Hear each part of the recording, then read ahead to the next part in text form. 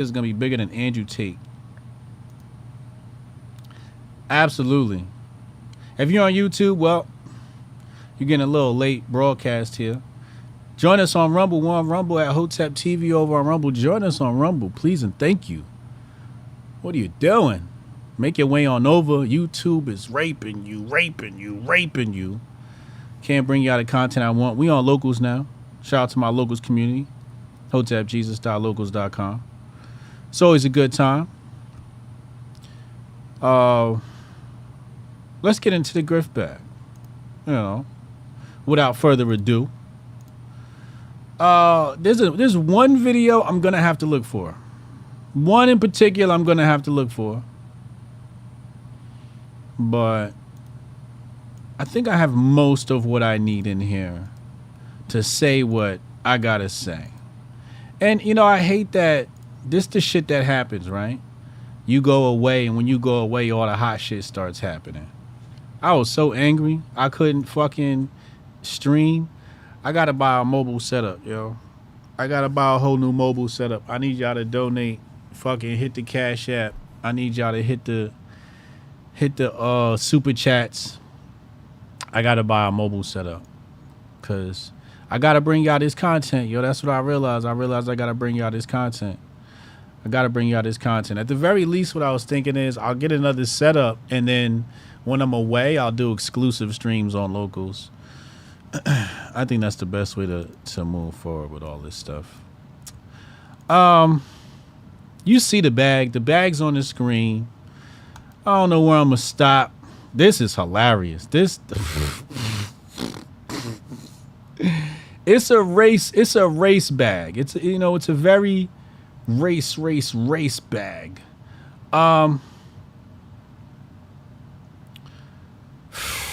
Man. Oh, it's ugly. Do y'all see this in here? Oh, they twerking on Nick Fuentes. Do y'all see what's in the bag? I want to talk about this right here. We just had Strong Dad June. Is this okay to treat your son like this? Oh, man. That's ugly. All right. So there's one video I have to find. Hold on. One video in particular I have to find. It was the same one that Cannon had. It's the same one that Cannon had. Nick Fuentes. All right, here we go. There's a lot of think pieces coming out too. People are starting to find it. I saw Six Goddess did a video on it. What is this? Let's listen to this. I don't even know what this is, but let's just put this in the bag. I don't even know what that is. It's Nick Fuentes and Sneeko. Nick Fuentes on okay. Nick Fuentes did 100,000 lives on Rumbles. Wow. Nick Fuentes on why women shouldn't vote. I want to hear that. Hold on. Let's add that. What else is in here? Now we got the N-bomb. Let me just save this N-bomb in case I lost my N-bomb. I'm sorry, y'all. I just got off the plane. And I just want to make sure I give y'all a nice show. Nick Fuentes talking about women and dating. We're gonna skip over that. I don't really want to hear his opinion on that. He had better opinions on other. Blacks and their low IQ scores. Let's listen to this. Let's listen to that. Blacks and their low IQ score. Okay. Let's listen to that. He has some real spicy shit.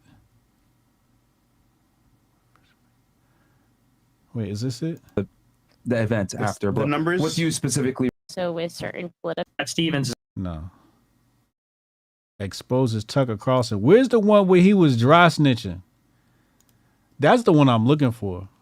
I'm looking for the one where Nick Fuentes was dry snitching, where he was talking about Ye. He said he pulled up Destiny. Yo, there's no way I could debate Destiny, yo. He's just way too feminine. There's no way I could debate him. I would laugh through the whole stream. There's no way I can sit across from that dude. I would have to say pause for being in the room with Destiny. Real talk. He's just way too feminine for me, yo. I will feel bad for him. The white dude with the blue hair? Yeah.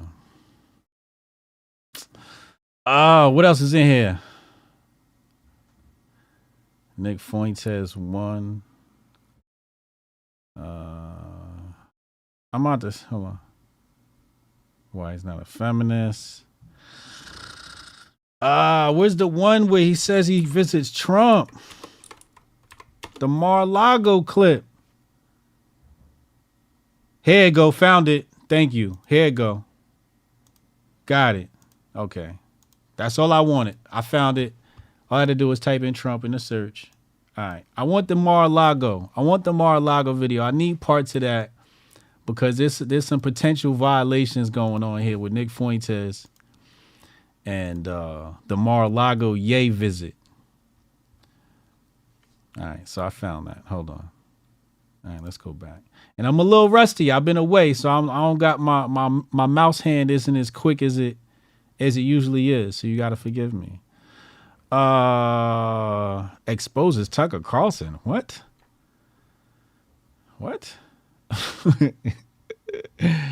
What is going on? All right, I want to start.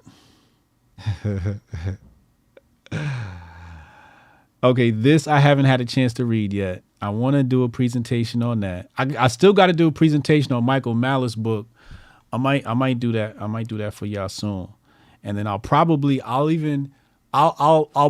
the notes in my locals. I'll give y'all my full presentation. If you want the file, I'll turn it into a PDF and I'll upload it to my locals. I got a whole presentation on Michael Malice's book, his recent ones. It's an amazing body of work. Yeah, I think I want to start. So much Nick Fuentes in this bag. All right, let's start. That's fucking absolutely insane. Here, okay. Yeah.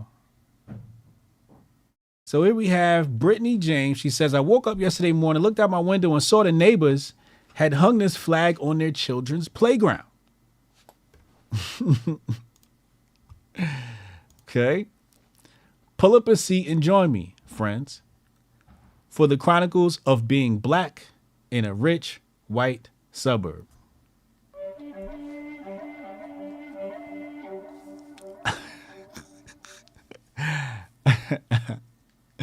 I'm about to become I think I'm about to specialize in critical race theory. To set the record straight. Cause this is amazing. This is amazing work here. This is great marketing. This is great race victim grifting.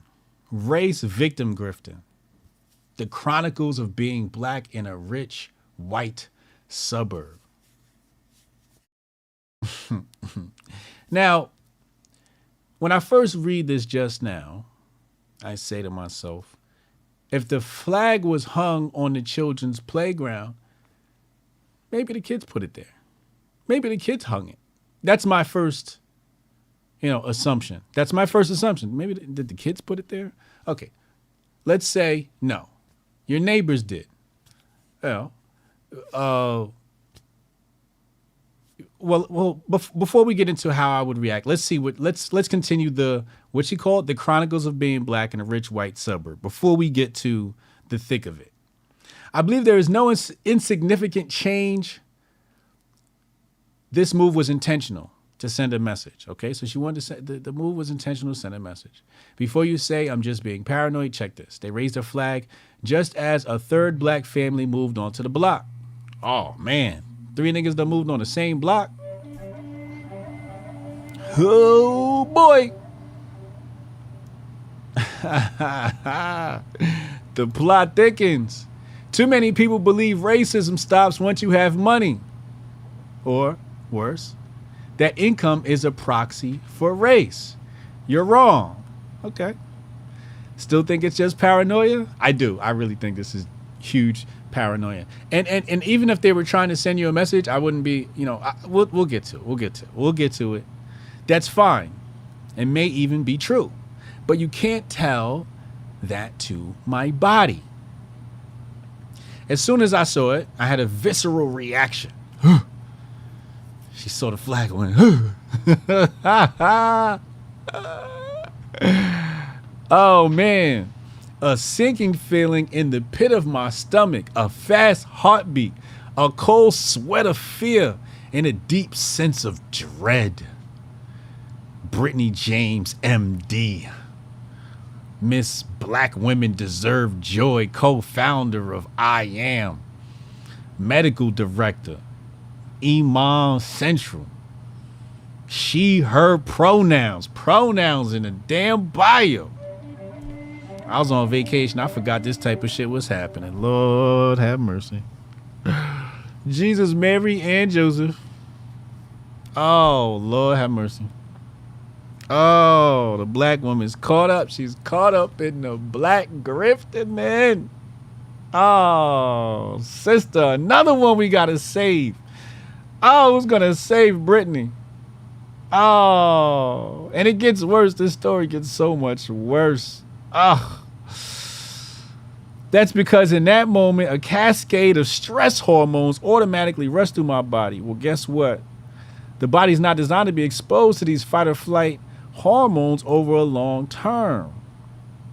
Chronic exposure to psychological stress, like the kind that comes from being black in America, promotes the formation of artery clogging deposits, increasing our risk of heart attacks and strokes.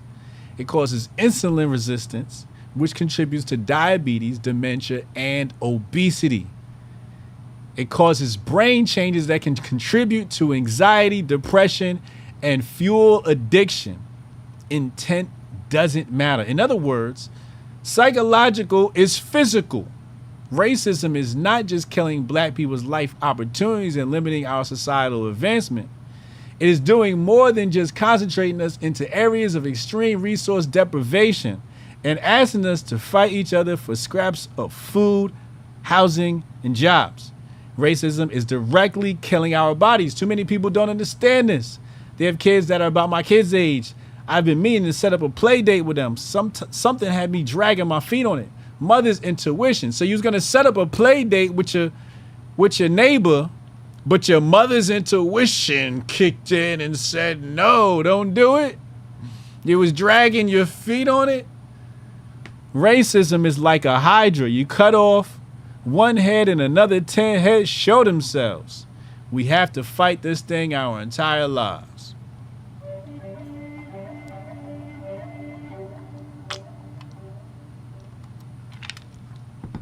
Brittany motherfucking James. Wow. You know what's fascinating about all of this is that she's an MD, a medical doctor. I'm assuming that's what that stands for. And she's actually correct about, I'm going to show you the tweet, because she said psychological and physical. Psychological and physical. Where is it? Chronic exposure to psychological stress, like the kind that comes from being black in America, promotes a formation of artery clogging deposits, increasing our risk of heart attacks and strokes. Right? This is a factual statement. That right there is a factual statement. And I've said it before, being black in America is a horror flick. It's a horror movie. And you know who's writing the motherfucking script? I'm going to show you. It's right here. The Chronicles of Being Black in America. The Chronicles of Being in a Rich White Suburb. It's the people writing the story, Brittany. It's you, Brittany. You're the one creating the stress. Ain't nobody scared of this damn flag. This flag would have went up there. I'd have told Shorty, I'd have said, yo, bake some cookies. I'm going next door and let's bring little Jimmy. That's what I would have said. We need to set up a play date ASAP. We are on the same fucking page. Hotep, you're a genius. HotepJesus.com. You motherfuckers is all caught up and twisted with pronouns in your bio. You don't even recognize an ally when he throw the flag up. He trying to let you know. You said in the beginning, you said, I feel like he was trying to send a message. I believe there is no insignificant change. This move was intentional to send a message. You're absolutely correct. It looks like he was trying to send a message. And if it was me, I'd have saw the motherfucking message and I'd have said, yo, bae, it's time to pull up. We got homies in the neighborhood. But you scared niggas. You chronicles of being black in a rich white suburb ass niggas.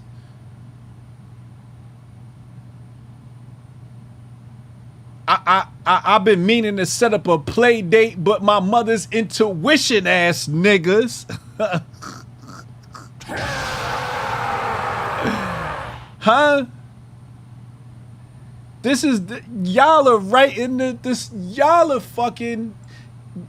Y'all narrating the fucking horror flick. Y'all are the narrators. Y'all are narrating the story, yo. Y'all writing a story and y'all narrating it. And then, because I've been telling people this shit for the longest. I said, yo, you keep following them Democrats and this is what you gonna get. You gonna get chronic exposure to psychological stress and your ass gonna start having fucking artery clogging issues. That's on top of if you took the motherfucking Pfizer shit, who knows what the fuck's in your blood. So you compound all of that, you wonder why niggas is dropping dead. She told you right here. A real nigga would have told black folks, look, my neighbors pulled up with the flag. We about to go to a kickback. We about to spark up the block party. It had been lit. I've been waiting for my neighbors to put a fucking Trump flag outside so I could pull up. Yo, babe, bake some fucking muffins. I'm going next door. Introduce myself to the new homies in town. You motherfuckers is giving us chronic stress. PTSD. I just put out the clip last week. We got to pull up the clip. We got to pull up the clip. Hold on. Hold on. I just said this. And niggas called me crazy. I just said this. Where we at? Hold on. Right here. I keep this shit at the top of my profile. I keep this video right here at the top of my profile. Hold on. Let me fix it. Hold on. Alright. Watch this.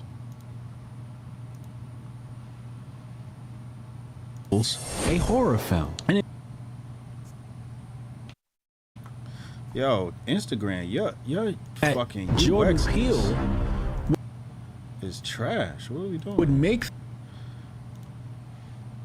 history equals a horror film. And it made sense that Jordan Peele would make these black movies as a horror flick, because that's exactly what black history is. It's a horror flick. They're not teaching black history. They're advertising and spreading, propagating, proliferating horror. Black horror stories. Black history. You see what I'm saying? You see what I'm saying?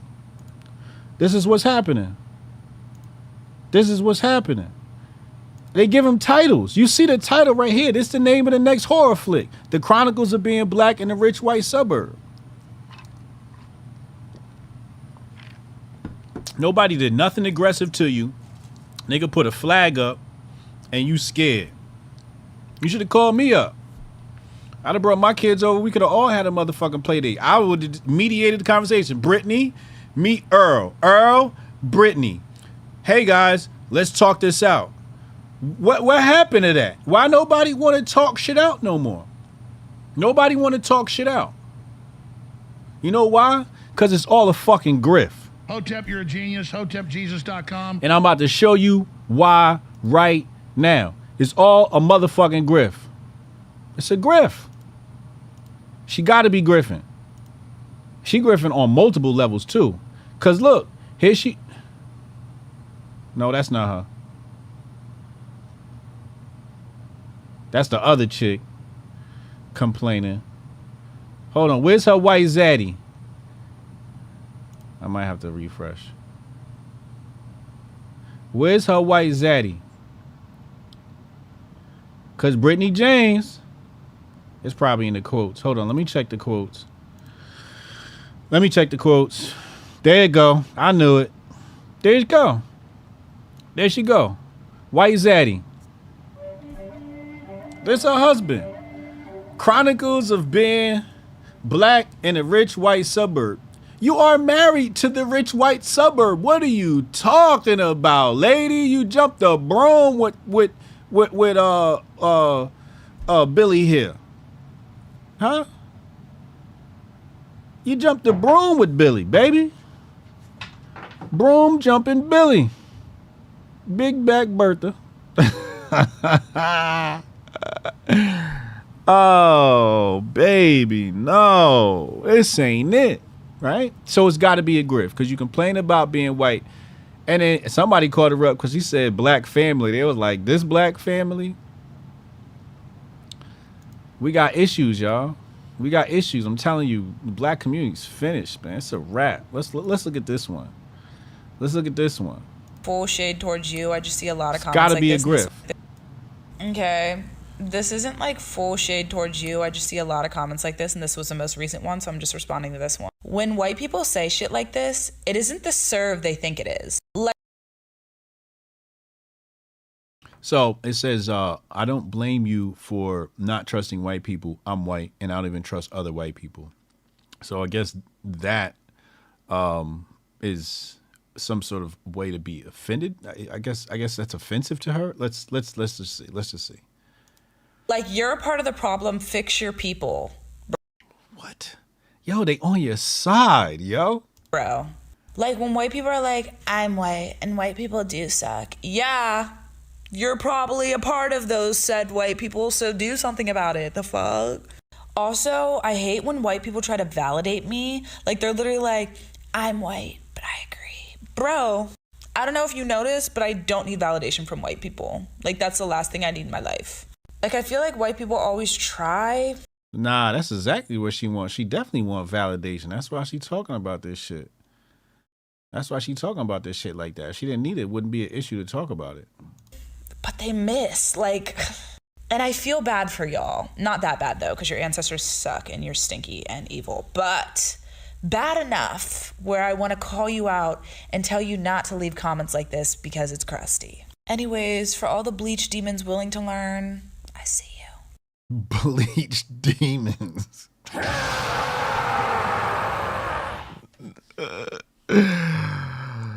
Oh my Lord. Scripting season, because then the internet goes and pulls this up. Plot twist. Here she go. She got herself a little Bobby. Look at Bobby.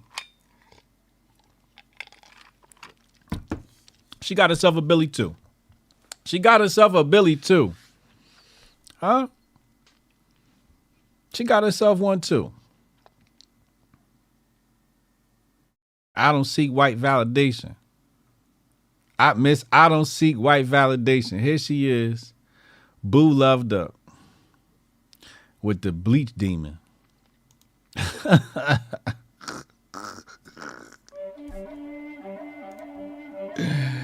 Yo, black community is finished, man. I thought white people was finished, man. We all finished. It's a wrap, yo. It's a wrap, yo. Finito. It's a wrap. It's a wrap. I'm black pilled on y'all, but I'm red pilled on I'm white pilled on Hoteps. I really feel like I've said this before. In the future, we're going to live in two worlds. And some people are going to exist in both worlds. Some people are going to mainly exist in this left-wing, radical left-wing world. It's going to be everything that they showed you in the movies about what the future looks like and all the weird shit. Yeah. Best example is Demolition Man. But there's going to be two parallel economies. And I'm very much white-pilled on Hotep's contributing to that economy in a great way. We got to start setting up shop, y'all, because it's a wrap. It's a wrap. It's a wrap. You got to start setting up shop. It's a wrap. Why is that? Oh, all right. All right, hold on. I got to pull these screens out. Hold on. Bing. I just got to connect these because I don't want to, when y'all call in, I don't want to have y'all information all on the screen and shit. All right, hold on. Let's go back. And yeah, is it up on the screen now? Okay, good. You should see it now. Perfect. Perfect. All right, I just want to make sure you guys can see. So, who's this? Anthony. Well, no, before we go to Anthony Cumia, let's go here. This person here, Just Freshie, he says, this is so effed up. Didn't know Indians were that racist. So let's listen to the story of this young lady here. Do my Indian parents finally accept my half-black children? Let's get into it. So last I left... It's eight. She got 8 half-black children. That's a lot of kids. Sheesh.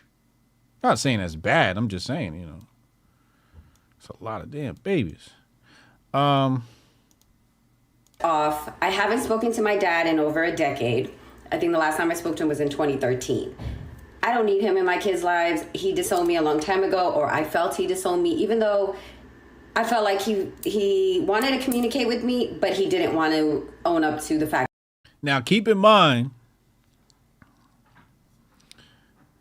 this aggression, this act of aggression, allegedly, from this, back the blue flag going up,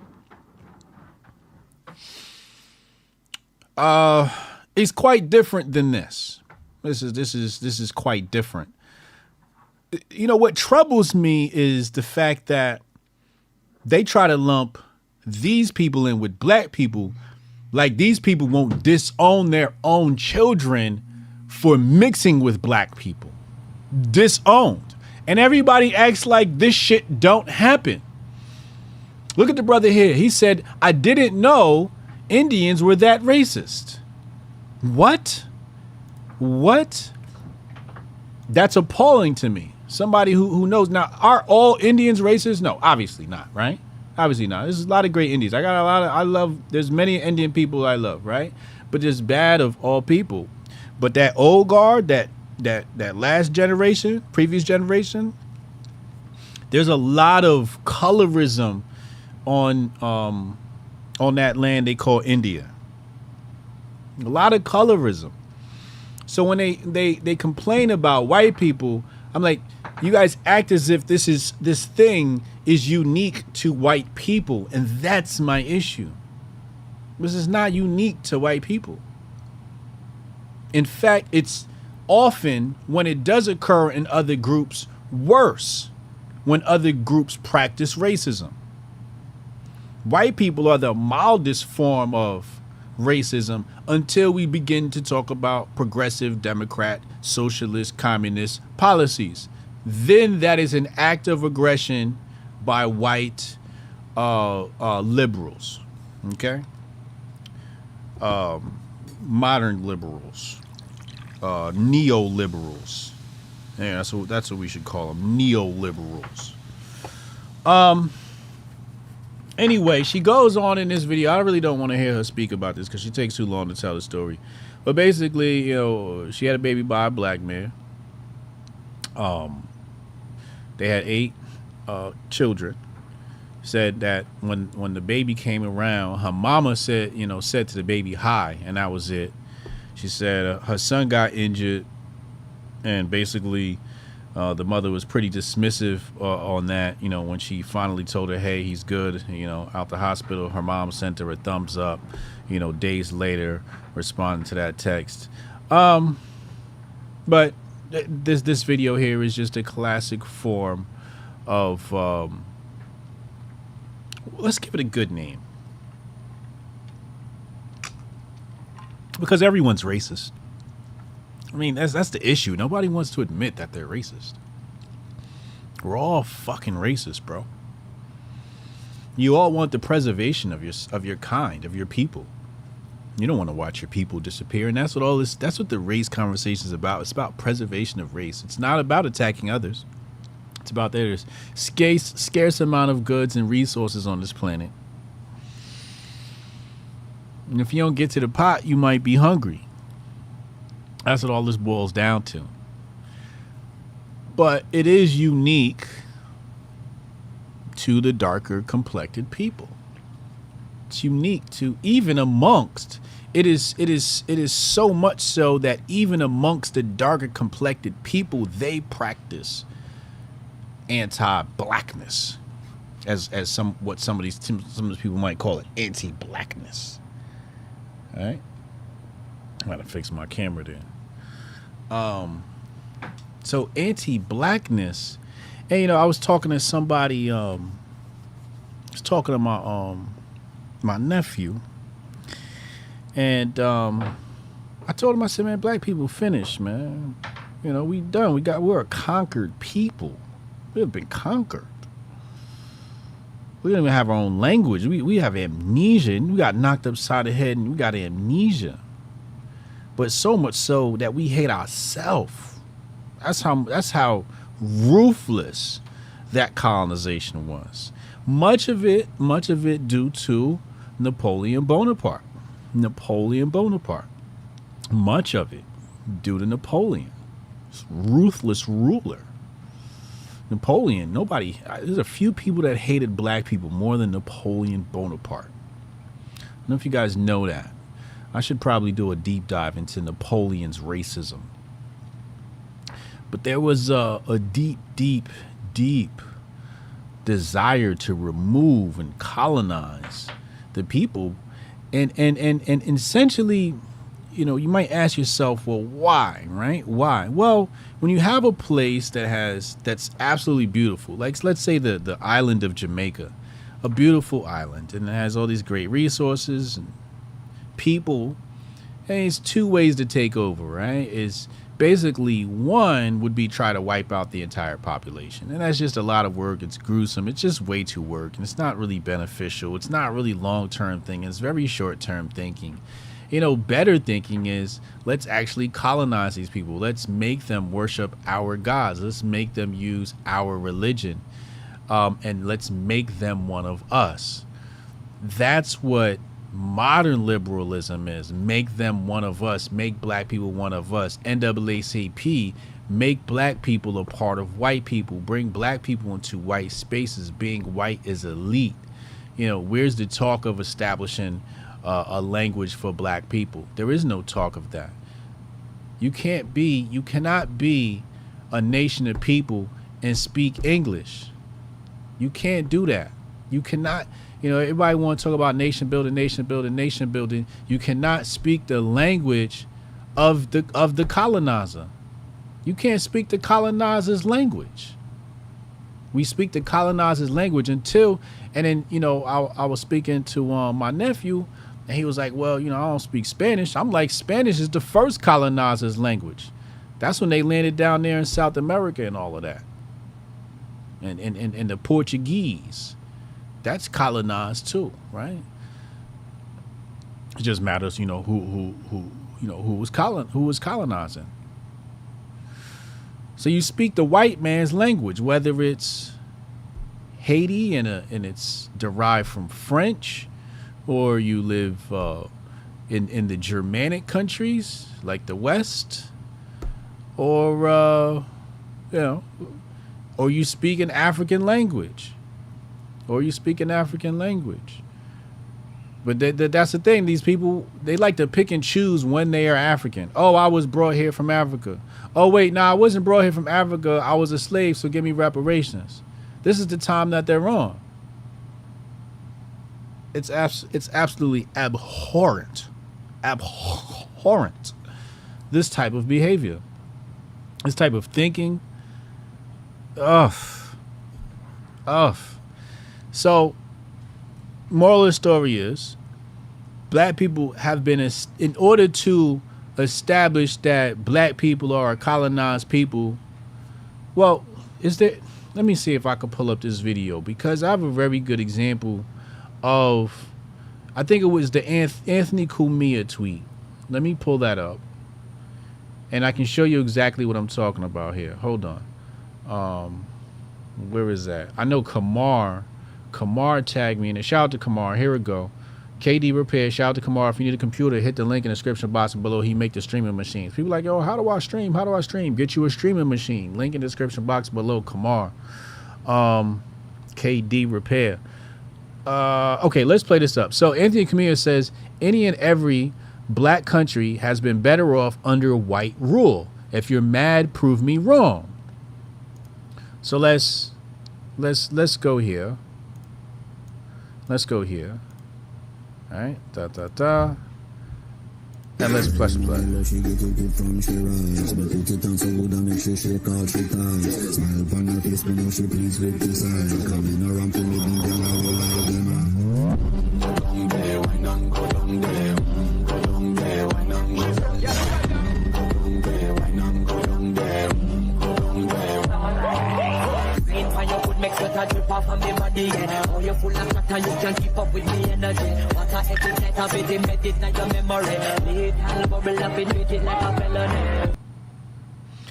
So we see the royal family comes and visits the island, and everybody rolls out the red carpet for them and all of that.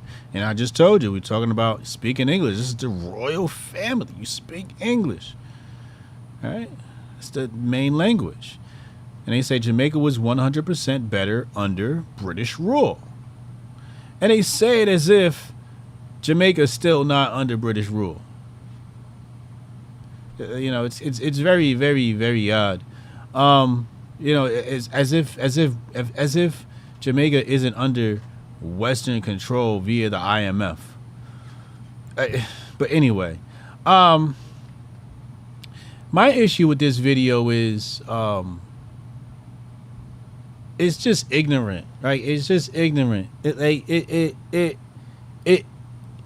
basically debunks itself. Jamaica was 100% better under British rule, but the video debunks itself, right? Because if you wanted to do this in chronology, you would first have to show me video footage of Jamaican people before the British arrived. Once we have that, we look at, okay, you bring the clip up, royal family visits, everybody puts on their Sunday's best, whatever, right? And then now you look and Jamaica's all toe up. But what it looks like to me is after British rule, shit was fucked up. Like, you fucked it up. Like, you created this. The West created this. Much of it was created literally by monetary policy. You know, you guys know how the economic hitmen work. You know how the economic hitmen work. It was an economic hit job. And then, you know, it's just really weird when people post these videos like gotcha, because it's just like, bro, you posted a video that debunked itself.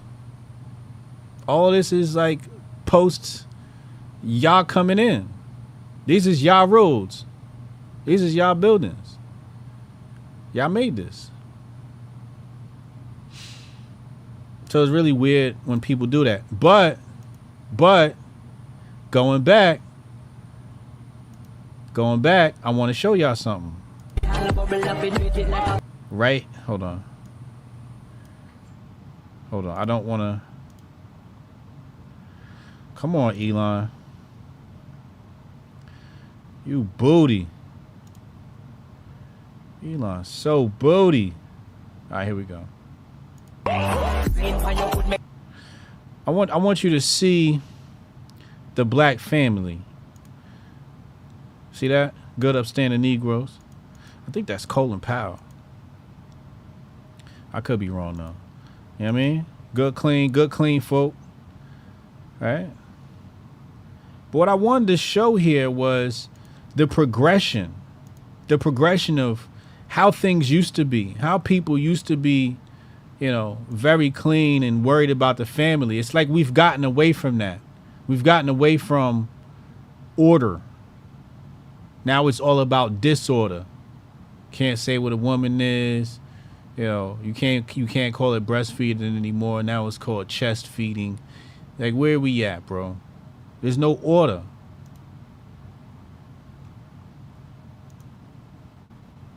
So, you know, when we're talking about, you know, racism, it comes in many forms. It comes in many forms, as you'll see there. This is probably a good time for me to segue into Nick Fuentes and the N-word. Let's just go right there.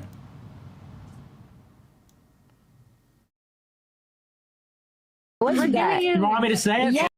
Well, you can say it. Say it. Come on, man. I want you to say it. For real. I want to hear. What you got? You want me to say it? Yes. Is anyone going to hit me if I say it? No. Let's go. We've been talking for 2 hours. Y'all better not touch him. Y'all better not touch him. Come on, Nick. What you got? All right, nigger.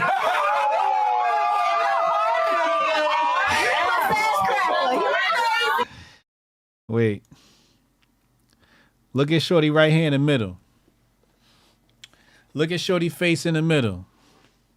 She like, what did we just allow? Good, sensible black woman right there. She's like, wait, what's happening here? Like, what am I a part of? Look at her face. She's confused. She's like, wait, what? Why did we just allow this?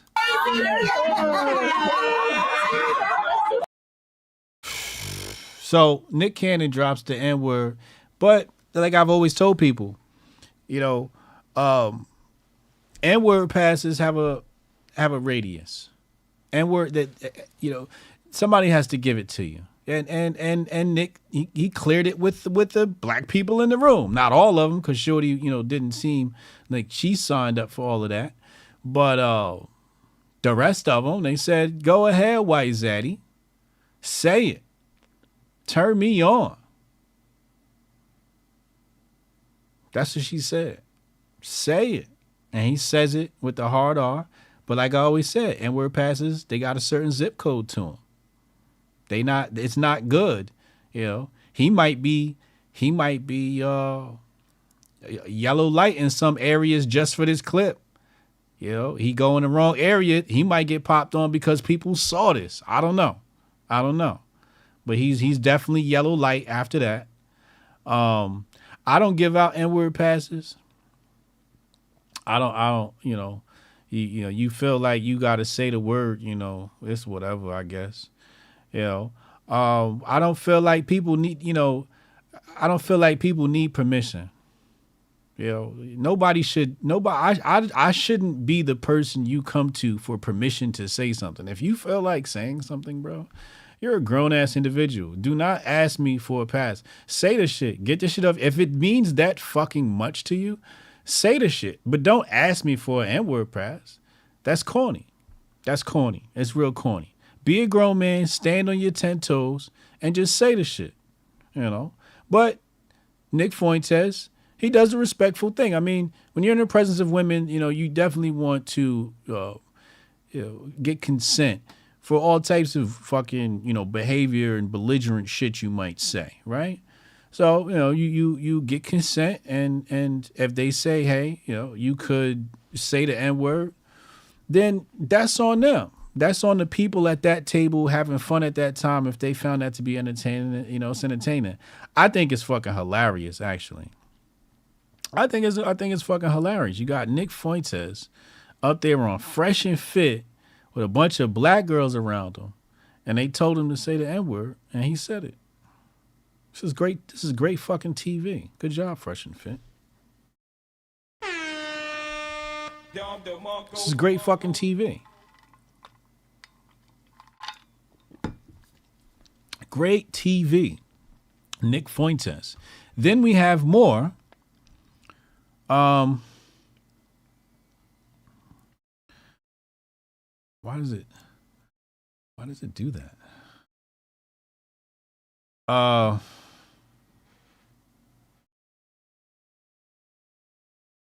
Hold on. Where is it? Oh, is it down here? Here it go. Here go. Shorty kissing him on the cheek. Black woman kissing Nick Fuentes on the cheek. Black women on trial today. Black women on trial today. Y'all got a lot of violations. Now I just hate to group everybody together, especially my black queens. But damn. But I'm not shocked. I'm not shocked at all. This is how we act. This is how my people act. And this is why I'm absolutely perplexed by conservatives when they say things about black people like, oh, we're racist and we're beating up your kids at school. I'm like, that's Nick Fuentes and that's a black liberal kissing him on the cheek, bro. These people love white people, yo. They fucking love you. Black people are a loving fucking people to a fucking fault. So loving, you let the enemy in the back door. And here it is, giving out that zaddy love. She got that zaddy love. Kissing Nick Fuentes, black woman kissing Nick Fuentes on the cheek. Now, this is, like I said, Nick Fuentes, this is a great win for him. If I'm Nick Fuentes, we popping bottles at night. We popping bottles, man. It's a great win for him. This is great PR. This is great fucking PR. You can no longer call him a racist. He's got this picture of this black girl kissing him on the cheek, and he looks happy. It's like a happy guy. This is what America was about. It has a warm side. This photo also has a warm side to it. It also has a warm. This is what America wanted for us. This is what it wanted. Freedom of choice. But I just find it ironic. There's always black women doing this shit, but always black women complaining about the racism and stuff in the world. But every time we turn around, they love that white zaddy. So I just want to make sure everybody's clear on that. White conservatives, I want them to make sure that they are clear that black people want to love you. Through and through, the majority of black people want to love white people. They really do. They honestly really want to love white people. And the more racist you are, the more they want to love you. And the more they want you to love them. And actually, there's nothing technically wrong with that. It's stupid, but it's very beautiful too. It's very cute and shit. Okay? It's very cute that black people want to fucking love on everybody. Even though everybody's like, I'll disown my daughter if she dates one of you niggas. There's a black woman out there who's going to go and kiss that motherfucker. Right on the cheek. Take your daughter back. But damn. Nick, he winning. Nick is winning. Don DeMarco for Nick Fuentes, man.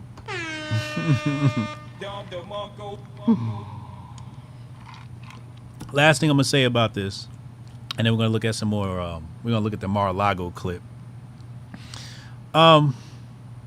People also try to pass off there's no such thing as white privilege. This is white privilege. White privilege is when you can be a white racist, allegedly, a white nationalist, a white supremacist,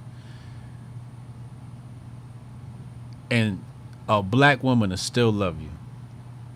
Hotep, you're a genius. HotepJesus.com. When you could be a white supremacist and a black woman would still love you, that is white privilege. That should be the definition. We got to put that in Urban Dictionary. White privilege and white supremacy. When you can be a white supremacist and still have a black woman to love you is white privilege. That's what that is, white privilege. Put that in the Urban Dictionary. Somebody go put it up there. I'll get everybody to go upvote it. But that's white supremacy. When you can be a white supremacist or a white nationalist and have a black woman love you, and still have a black woman love you, is white privilege. It's white people can't validate white privilege. Black people gotta validate white privilege. If you're the underclass, you have to recognize that. So there's black people that are actually validating this idea of white privilege, and it's this. If I was on the show, them bitches wouldn't be kissing me on the cheek. I went to Fresh and Fit. I ain't got no pictures of no bitch kissing me on the motherfucking cheek, and I was on the show a bunch of times. Huh? I was on the show a bunch of times. I ain't got no picture of no chick kissing me on the cheek. I guess I had to be white. Hotep, you're a genius. HotepJesus.com. It's hard out here for the black man, yo. One time for the black man, it's Dab July. It's Dab July. They the black man, white liberal, black liberal. You always talking about racism, but we never will see you with black guys. You hate black men. You hate black men. And you know what's funny? That's what this picture, and I'm not saying this girl and Nick Fuentes, but that's what this picture represents. You know, two groups of people, two different demographics who both hate black men, who hate straight black men. White nationalists and white supremacists hate black men, and these black women hate black men. These new black women. These I don't know, you know, bougie blacks, new blacks, these new blacks. These new blacks. This is the shit that they on. So don't tell me there's no such thing as white privilege. I'm looking at it. I'm looking at it. This is white privilege. When you could be a white supremacist and still have a black woman love you. When these black women talk about white privilege, they're talking about their white husband. Hotep, you're a genius. HotepJesus.com. When black women talk about white supremacy and the white patriarchy, they are talking about their husband, their life partner, the person they do life with, the person they lay in bed with. This is what they do. Hotep, you're a genius. HotepJesus.com. Sleeping with the enemy. Sleeping with the enemy. You let them tell it. They say, you know, it's the white man's the devil. Look at right here. Nick Fuentes. Twerking on Nick Fuentes. Again, I've been on Fresh and Fit. No black girl ever twerked on me. I ain't getting no twerk. Nick Fuentes goes up there. They twerking on Nick. Anything for the white zaddy. Don't tell me white privilege don't exist when I'm looking at it. The media could label you a white nationalist. You could go on the podcast, have a black woman give you an N-word pass, say the N-word, and they still gonna kiss and twerk on you. Nick Fuentes, you the fucking man, bro. I love The Matrix, yo. The Matrix is full of surprises. The Matrix is full of fucking surprises, man. This is great. It's great to be a white man. It's really fucking great to be a white man in America. I'm vicariously living through Nick Fuentes right now. You know? If I was a white kid, Nick Fuentes would be my god too. If I was a young, impressionable white kid, you know, I'd probably follow Nick Fuentes too. Look at this. You know, you want to follow the guy who's got big booty twerking next to him and bitches kissing on him. That's like, you know, Andrew Tate shit. You know, this is what Nick needs. We need to see Nick around some women. Nick, we need to see you around more women, bro. Every time we see you around dudes, we need to see you around some women. All right? America First needs some titties in it. It's my request. Let's get some America First titties.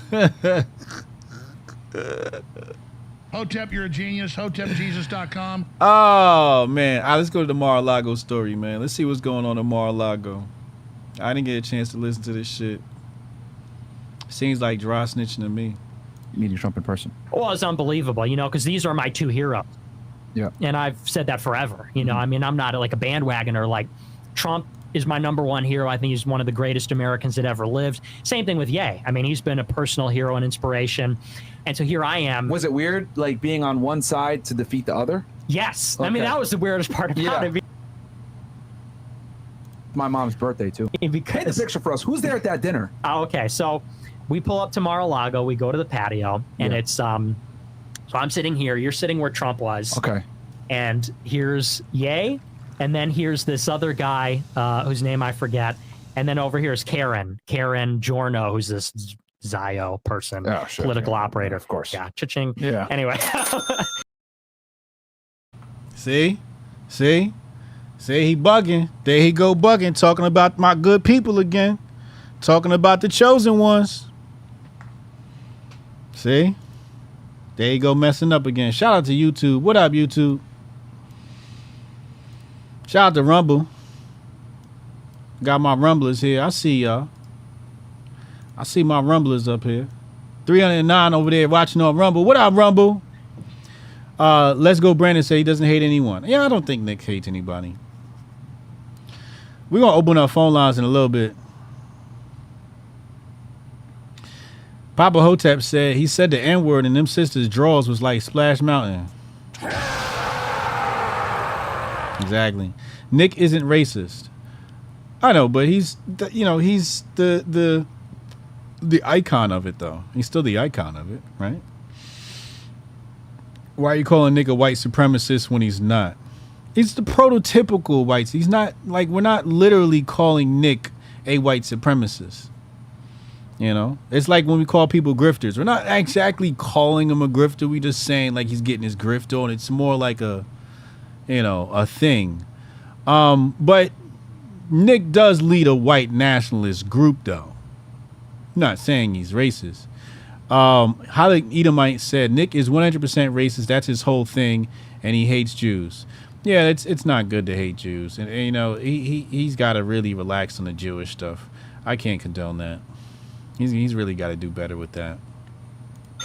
So this is the table. It's about as big as this table, maybe even smaller. Yeah. And it's Thanksgiving. It's 2 days before Thanksgiving. It's also, and I told Ye on this on the plane because I'm a little autistic about the dates. I said, you know, it's kind of weird. This is the day Kennedy was killed, November 22nd, oh, shit. 22. Okay. It's also weird the numerology because Donda 2 came out on 2/22/22, February 22nd, 22. Oh, wow. And then the dinner was 11/22/22. So just kind of weird how the dates lined up. It's my mom's birthday too.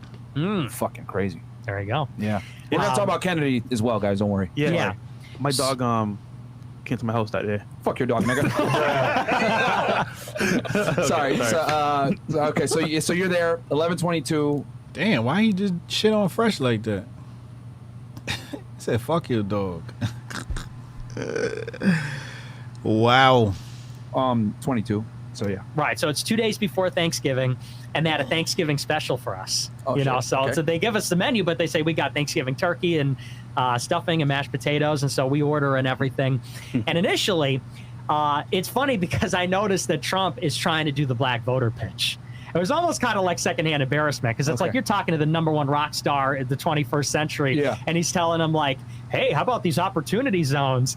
And I'm like, "Bro, come on, man!" It's like that Jonah Hill movie. You see that? You know, those you people. It was like that with the parents. I'm like, bro, come on, man. He's not that kind of black person. You know, he's not Larry Elder. You know, and so, and the thing is, Ye is very shy. I don't know if you know this, but it's one of the most endearing things about him because he's a real human being. Yeah. You know, as much as he has this ego, which is deserved, you know, and I love. Yeah. He's also a little shy, a little anxious, apprehensive. I noticed, which I like because it shows that there's a real guy in there. Yeah. And anyway, so he's kind of quiet. I could tell he's maybe a little nervous. He's a little shy, and so he's not really talking. And Trump gives him the iPad and says, "Oh, you know, we have the music here. This iPad controls the music. Pick any one of your songs you like." And Ye puts on "Say You Will" from 808s. Okay. And then he switches. He puts on "Stronger," I think, because that's his number one most streamed song. Yeah. And anyway, so we all start getting more comfortable. Trump starts talking to this guy next to me, and then me and Trump have this long back and forth for I would say 30 or 45 minutes because, you know, Ye's not really talking too much. This other guy's not so interesting. Karen, Trump doesn't like Karen because there's history there. And so me and Trump are just going back and forth. We're having this like great conversation. What y'all talk about? So if you could. Yeah, totally. So we talked about Truth Social and Twitter. Elon Musk had just bought Twitter, and so he's asking me what do you think about that, and I'm start rattling off stats and facts, and he's real impressed.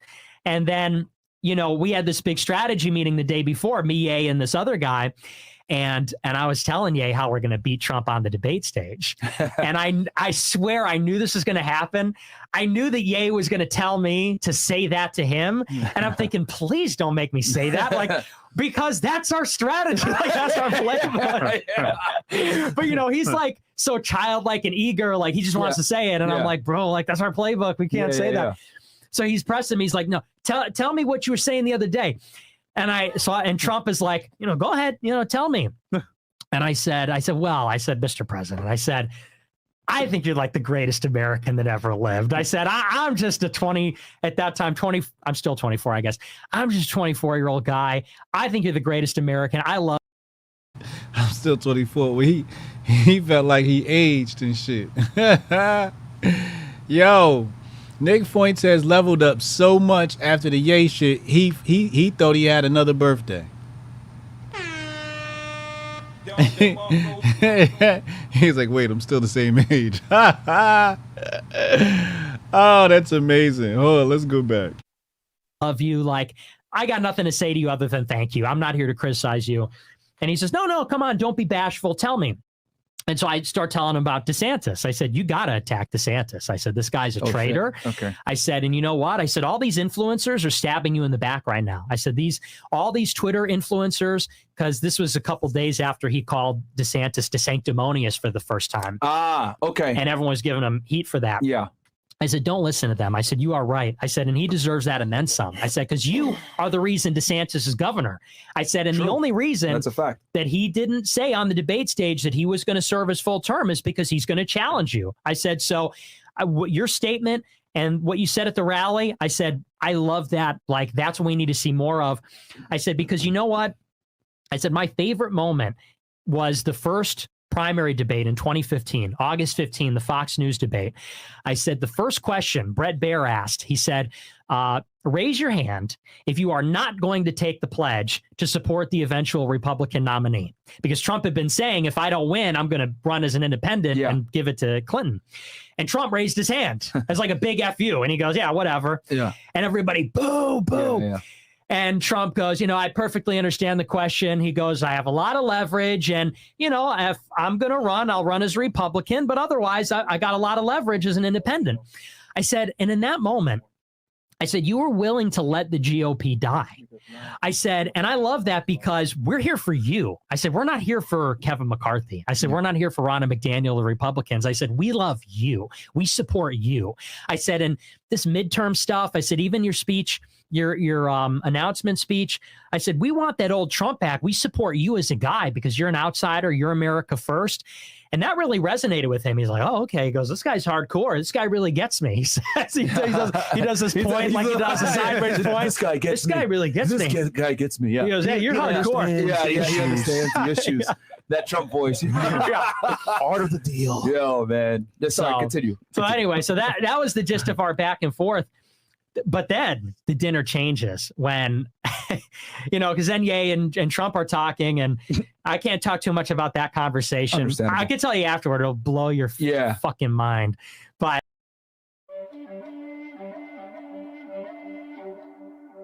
tell you afterwards. Oh, yeah? All right. Anyway, so that's going on. And Karen is kind of like kicking Ye under the table, like, hey, remember what you're here to ask him. Because we set it up. He actually wrote I mean, not like a setup. I mean, Ye was planning on asking him to be his vice president. Right. You know, everybody says we set Trump up to like get him in trouble. We didn't. Yeah. What we wanted to do was Ye wanted to ask him to be his running mate. Yeah. That was literally. So this is what you were originally telling before I want to get more information before we got here. Okay. So continue. Sorry. So, you know. So he asked him to be my running mate. Yeah. So, well, and even before the dinner, I mean, the famous tweet where he says, I forget what he said. He said, Rainey, I can't believe I kept the president waiting, and I'm wearing jeans. How you think he's going to take it when I ask him to be my running mate? That is very yay. That is very nay. He published it after, but he wrote it before. He was going to publish it before. Okay. So anyway, so Karen's kicking him under the table like, hey, remember what you came here to ask him? Mm-hmm. And so Ye says, oh, yeah. Would you be my running mate in 2024? And Trump, like, I thought he'd be like kind of jocular and say, oh, whatever. He got pissed. Oh, really? And my right hand to God, like, I am not even exaggerating a little bit at all. For some reason, I knew this wasn't going to happen, but I was like afraid, like he was going to punch me. Whoa, he was that angry. I swear. Like, shit. And, obviously that wasn't going to happen. I mean, it wasn't like physically. Was this towards the end of the conversation? Yeah, this is at the very end. This after you showed your support, yes, everything. Yeah. Oh, man. Okay. And like, he was exuding so much. And this is what everybody says about him. And I learned it that day. This guy's like no joke when it comes to the art of the deal, negotiation. Like, he's a master of dealing with people. And so he changed his posture. He crosses his arms, leans forward, and he says to Ye, he goes, you know what? He goes, you can win at a lot of things. He goes, and you can do your music and everything, but you shouldn't run. You'll never win at this. You can't. You think you can win at this? You can't win at this. Oh, shit. Oh, yeah. Shit. And then and I was like, whoa. Oh, fuck. And he turns to me and he goes, you're a pretty smart guy. He goes, I know you work for him, but go ahead, tell him he can't win. Go ahead, tell him. I know you're a smart guy. Wow. And I'm looking at him. Wow. And I'm looking at Ye. Talk about a predicament. Shit. Right? Yo. I'm like, I don't know what to do. Killing it right there. He said, yo, I ain't playing games. You're not winning. Sorry. Wow. Yeah. I mean, technically, Trump right, yo. Like, unless you sign up for one of the two major parties, do you really have a chance of getting elected as president of the United States? You got to run into, you either blood or Crip. Which one you gonna pick? You either repping the blue flag or you repping the red flag. Either you a Democrat or you a Republican. So, Ye trying to run independent. Even when Trump talked about it, he said, I'll run independent just to sabotage, the Clinton race or whatever. He didn't say I'm going to run independent and win. He said I'll go independent and sabotage somebody else. Split the vote. That's how the anti-Mason party got taken out. They picked up the same talking points. While the anti-Mason party was picking up a lot of steam. But yeah, I don't think Ye can win because of the infrastructure you need behind a presidential election. All the way to the tentacles attached to the electors. We don't forget we have an electoral college. Your name has to be on the ballot. Somebody's got to do how does Ye set up a national campaign infrastructure? I mean, the GOP and the Democrats have established chapters in all the states. And they have chapters in counties and municipalities, and that's a lot of infrastructure. You don't just build that type of infrastructure overnight. You can't just get that. You just can't get that from the internet. So Trump's like technically right, where he doesn't think Ye could win. I don't think Ye could win either, unless if Ye ran Republican. I think if Ye ran Republican and the GOP got behind him, he could win, but he would need the GOP behind him. They would have to be okay with that. That's how our country works. Well, and I left this part out. So even before he said that, he told 3 stories. And they all had a very clear point. And it was not subtle at all. Trump is like a genius at this. It was so masterful. So Ye, indicates that he's going to run. What are the 3 stories? You don't have to say specifically. I'll just list them off. Well, okay, go ahead. It was a story about, I think, Kodak Black, who got freed and was it Sweden? He pardoned him for his felon charge, yeah. So it's Kodak Black. Possession, yeah. Yeah, and it was the basketball player in China who got charged, and he secured that guy's release. LeVar Ball. LeVar Ball's son. Okay, D'Angelo Ball. Okay, yeah, Jello. LeAngelo Ball. Jello, yeah. Right, there you go, yeah. And it was those 2, and it was a story about Alice Johnson. And the story went something. So he starts out and he goes, I'm not going to tell the full thing, but this is the gist. So he goes, yeah, he goes, are you still with your wife? Are you still attracted to her? You still love her? And he's like, yeah, of course, And he goes, I want you to tell her that she's a disgusting human being. He goes, exact words. Whoa. To Kim K? Mm-hmm. Yeah. He's right, though. She is a disgusting human being. Well, but here was a justification. He goes, because you know what? He goes, I freed Alice Johnson, and then she goes and endorses Biden. She's a disgusting human being. I want you to tell her I said that, he goes. I was like, bro, that's his wife. That's his ex-wife. Then he goes in a story about Kodak Black, and he goes... I thought he meant Kim K. Or did he mean Kim K, too? What do you mean? No, Kanye's current wife, which is... No, the ex-wife, Kim Kardashian. Okay, so he said... They're broken up. Yeah. That's what I meant. So he said Kim K is disgusting, and then who's the other person? Alice Johnson. And they freed Alice Johnson. Kim Kardashian helped secure Alice Johnson's okay, all right, there we go. Okay, because I remember that she went to the White House to pardon somebody, but I didn't know who it was. Alice Johnson that she got pardoned. And so he basically said, like, I would never have released her if I knew Kim would have endorsed Biden. And then there we go. So this is the moral of the story. Next story about Kodak Black. He goes, I freed Kodak Black, and he told the whole story. And by the way, this is the other thing that was like jarring. This is what made me think he was going to hit us, is because the whole conversation was so cordial. He starts telling these stories and starts dropping F-bombs, like every other word, like a mafia boss. He goes in and he's like, so I told this fucking motherfucker this. And I'm like, this is the president. Like, and you've heard him swear at the rallies. It's kind of kitschy. Yeah. But this is like some serious, like Casino. It's like Goodfellas. Yeah. Just to the story is, I would have never freed Kodak Black if I knew how disloyal he was, that he went and said all this nasty stuff after I got him freed. Are you serious? He did? Yeah. Wow. Same thing after China. He said about the and this one was even better. It's not easy to get a presidential pardon either. No. Yeah. Well, and that's what Trump said, is that he went to great lengths to secure his release because these guys were in real trouble. What was Kanye doing when he was coming at him like that? Was he just sitting there like? Well, remember he wasn't with Kim no more. He's like, yeah, she probably is a fucking. No, but you could tell he was visibly angry, right? Well, that's the thing. I mean, it's one of these like power plays, you know how these political people are, like it wasn't imminently obvious in that moment that like he was attacking us, that he was sending a very veiled threat. Yeah. I think by the end, it was pretty apparent what was going on. Because in the moment, we're like, whoa, he just switched up and is telling this really weird story all of a sudden. But by the end of it, we're like, oh, that's what he meant. And so the third story was about the basketball player. And he said, the basketball player was brought out on the tarmac, because the president was there for the revolution's anniversary or something, big state visit, a lot of flags and everything. And so and this happened at the same time. And Trump said that the Chinese would. It says ASAP Rocky, not Kodak Black. Yeah, I saw one. I was like, I don't remember Kodak Black doing that. Not free this guy at the same time that Trump left, because they said, you're not going to embarrass the president leaving at this, you disgrace. You're not going to leave the same time he leaves on this big state visit. And so Trump says that after his plane took off, the Chinese brought the basketball player on the tarmac and slapped him across the face. Really? The Chinese official did. Oh, wow. And said, you embarrass the president. Don't you dare embarrass the president. Wow. And Trump said, and the father goes out and thanks everybody other than me. Trump said, I never would have pardoned him. I would have let him rot in China if I knew they were going to do that. Wow. Now, what's the moral of the story in all these cases? They backstabbed him. Disloyal black guys, where Trump did him a favor and these people embarrassed him and stabbed him in the back.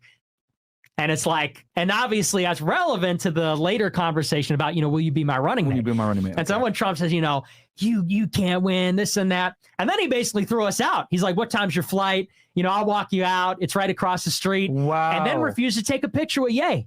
Oh, shit. Because across the other side of the dining room was that they said the richest banking family in Switzerland or Germany was having dinner. This is Mar-a-Lago. Yeah. And they're like, oh, yay, come get a picture with us. And they said, we want a picture with both. And Trump refused. He's like, oh, you get a picture. He wouldn't get in the picture with Ye after that. He was cool with me. He came up to me and shook my hand. He's like, And he said, "I'll see you soon. You're really, he really liked me. He was just mad at Ye, I think. Damn. Or maybe Karen. Wow. Fuck. What was the Secret Service doing? My question, what the fuck were they doing all this time? Were they there? Obviously. I didn't even really notice them, to be honest. Okay. I mean, yeah, everyone criticized Trump for saying like, wow, they just let anybody in Mar-a-Lago. And like, yeah, kind of. Because we just walked through the front door. Yeah. Now, I don't know. I wasn't paying super close attention. I was kind of nerding out. Yeah, of course. So did Kanye react at all to this? Did he ever say like, yo, like, relax, like, don't talk to me like that? Or was it just like, I'm just take this on the chin? He was really taking it on the chin. He was really being diplomatic. Wow. And I think he was, we were all just kind of taken aback. Yeah. I mean, it was so shocking because here we are. I mean, it has weight to be there in his presence. Oh, yeah. You're at his house. He's a man, you know? Yeah. And for him to switch up like that and just bring this intensity 0 to 100, I think we were all like, we got in the car. We were like, what just happened? Yeah. Like, we were all like, yo, that was crazy. I mean, he became a billionaire for a reason. You know what I mean? He became wildly successful for a reason. He became president for a reason. So, I mean, but damn, I mean, I will say this as a guy that used to work for the government before, as you guys know, used to be with Homeland, whatever. It is very difficult to get a presidential pardon. Rarely ever happens. But did he also pardon A$AP Rocky as well? You know what? It might have been about A$AP Rocky. So I think I got him confused. I don't think Kodak was disloyal. I think he actually picked up Trump. I think A$AP was the one that was kind of like, whatever, right? I think you might be right. Yeah, I'm getting mixed up. I think you're right. It was A$AP Rocky. He did pardon Kodak too. So, okay, Fresh is right. Okay, so both it was, of them, right? So, okay, so it was A$AP that he pardoned that turned his back. Yeah, it was one of them. The one that he was like caught with a knife, I think, in Scandinavia. That's it. So it's A$AP Rocky. Oh, ran his current baby daddy. It was when he got arrested in Europe. Yes. That's what it was. Yes. Okay. Yes. Yeah, okay, yes. It was when he got arrested in Europe. Him and his entourage beat up a dude. That's right. And then okay, so he was pissed off.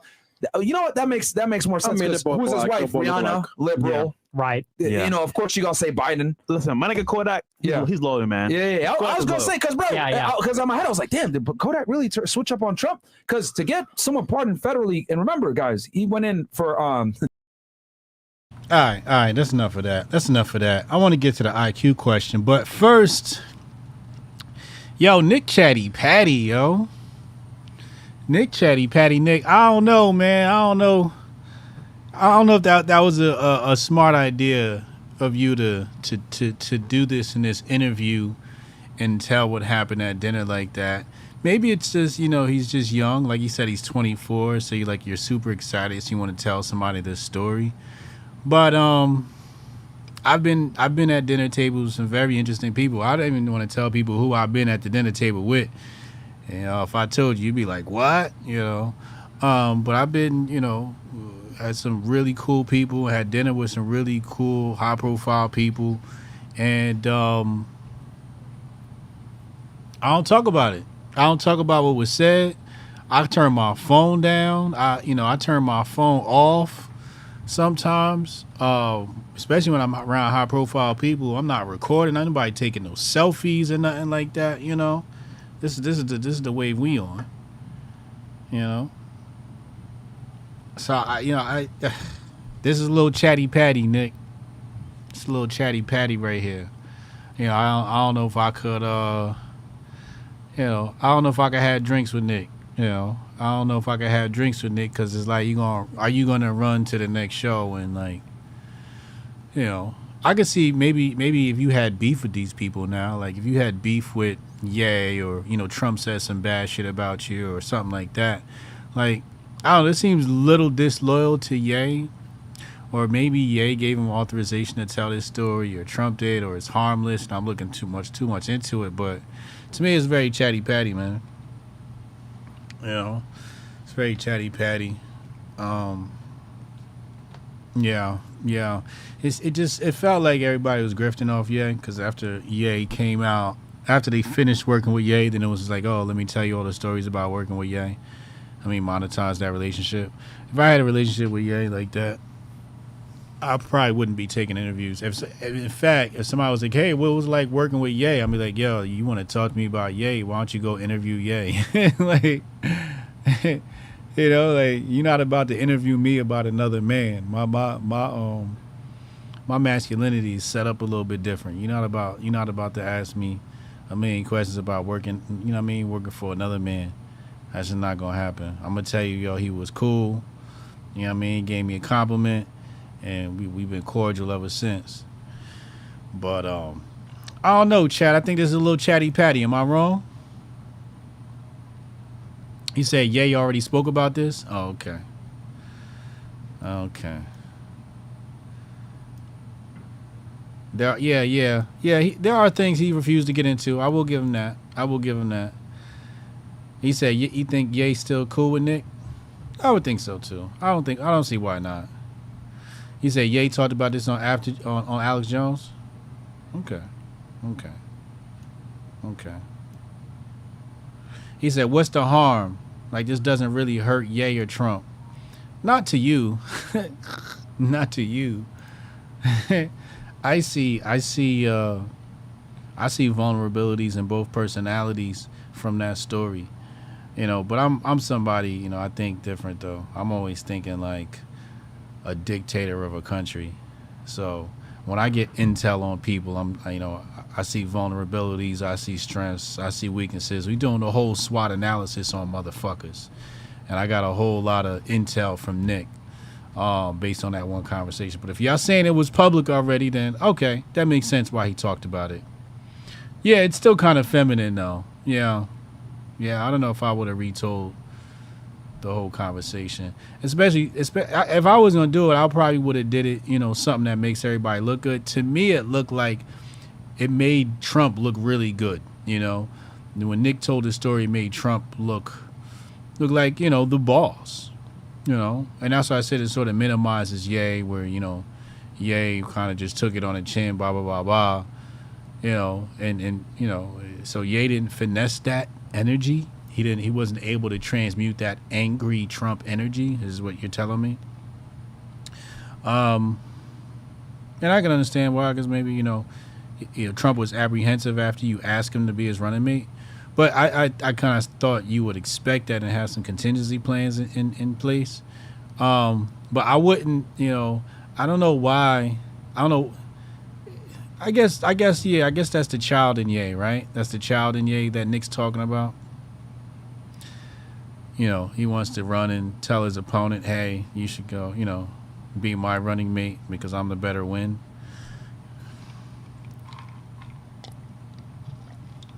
I thought it would make sense for Ye to run with Trump. If you let the former president run and you be his running mate, that shit would have been insane. That would have been a power move. You know, if I was Nick's team, if I was Nick and him, I'd have been like, yo, nah, you need to be his running mate. That's gonna guarantee you to get in the White House and a potential at a bid at president. Shit, Biden was vice president, and even he became a president with his crackhead son and all. So, you know, you want to get a shoe in the door, you want to get a foot in the door. If you really aiming for that spot, you might want to try warming up with vice president. Let's warm up with vice president. That's how I would have told him. And that would have been a sick ass meeting. And then we could have they would have took the picture with the richest people in Sweden or whatever that was. Whatever that group of people was. That picture would have got taken. Mar-a-Lago. You know what I mean? But I don't know the Nick situation. They'd have killed Trump for aligning himself with Nick, because, you know, Nick talk about them people. You know how Nick do. So that wouldn't have worked out. But, you know, I guess it's, you know, fun and games with Ye, because you can do that, because you can just pull up to Mar-a-Lago and pull a stunt like that.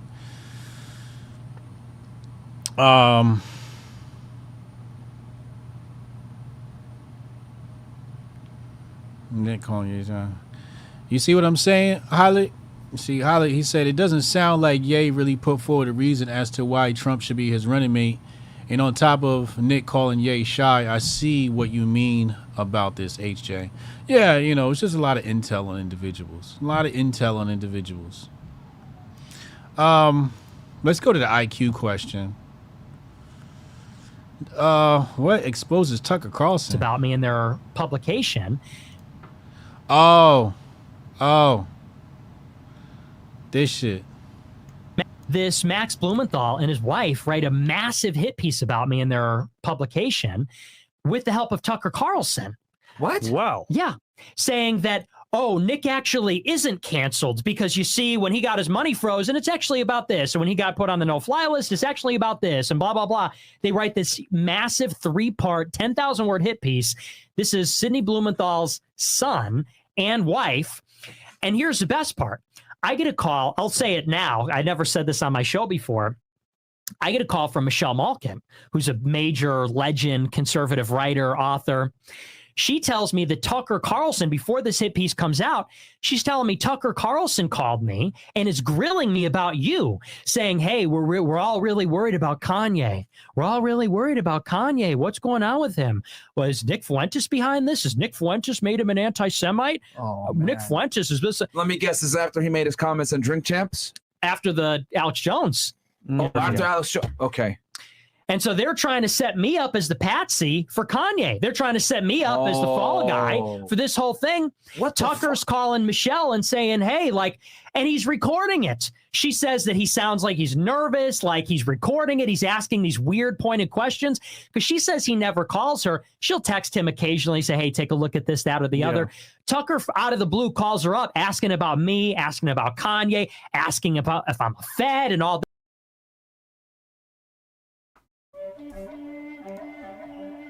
That sounds like shit that's way above my pay grade. Moving on. Let's see what he got to say about IQ scores. Yeah. Let me jump in here. Let me throw a little wrench into the conversation. Yeah, everybody's always talking about like education and stuff, and they say, well, the reason that the blacks and Hispanics aren't performing so well is because the schools aren't funded, the schools aren't good. There's not one reason, I don't think. I think there is. And the reason is that when you look at IQ tests, blacks score 1 full standard deviation lower than whites on average on IQ tests. But we're not even getting the same education. But what is your, like, we're not even getting the same. Well, IQ doesn't have anything to do with education. IQ is innate. Do you think that it is like, are you talking about like a nature versus nurture argument here? Yeah, I'm saying it's genetic. So you believe that black people are inherently dumber? I'm saying on average, blacks the fact have a that we full are standard oppressed and deviation being lower put in, IQ. So you think it has nothing to do with the way that we and being redlined and being put in stressful situations? You know, Here's why. But you don't think that us being put in wild argument. put in It happens to be true, what they though. call ghetto? And do you understand? Do you understand? Yeah. Let me jump in here. Let me throw a little.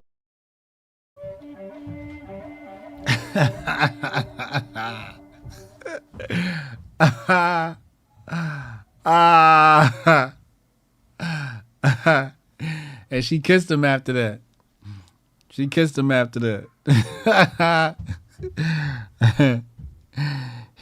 hit these Negroes with the IQ situation. Nick Fuentes on why women shouldn't vote. Let's see this. Why not? Sorry.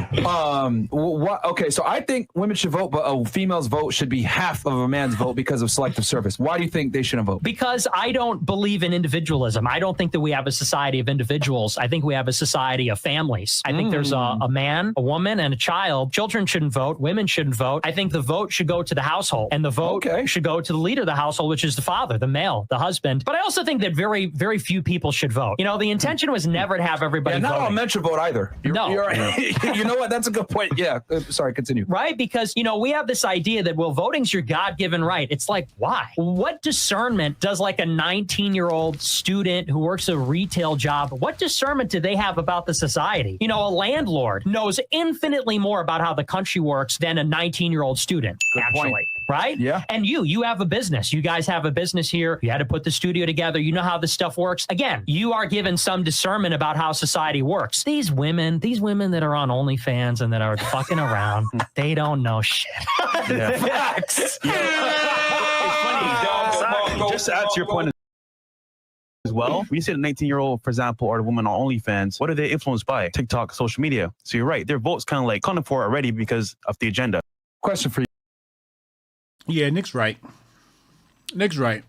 He's absolutely right.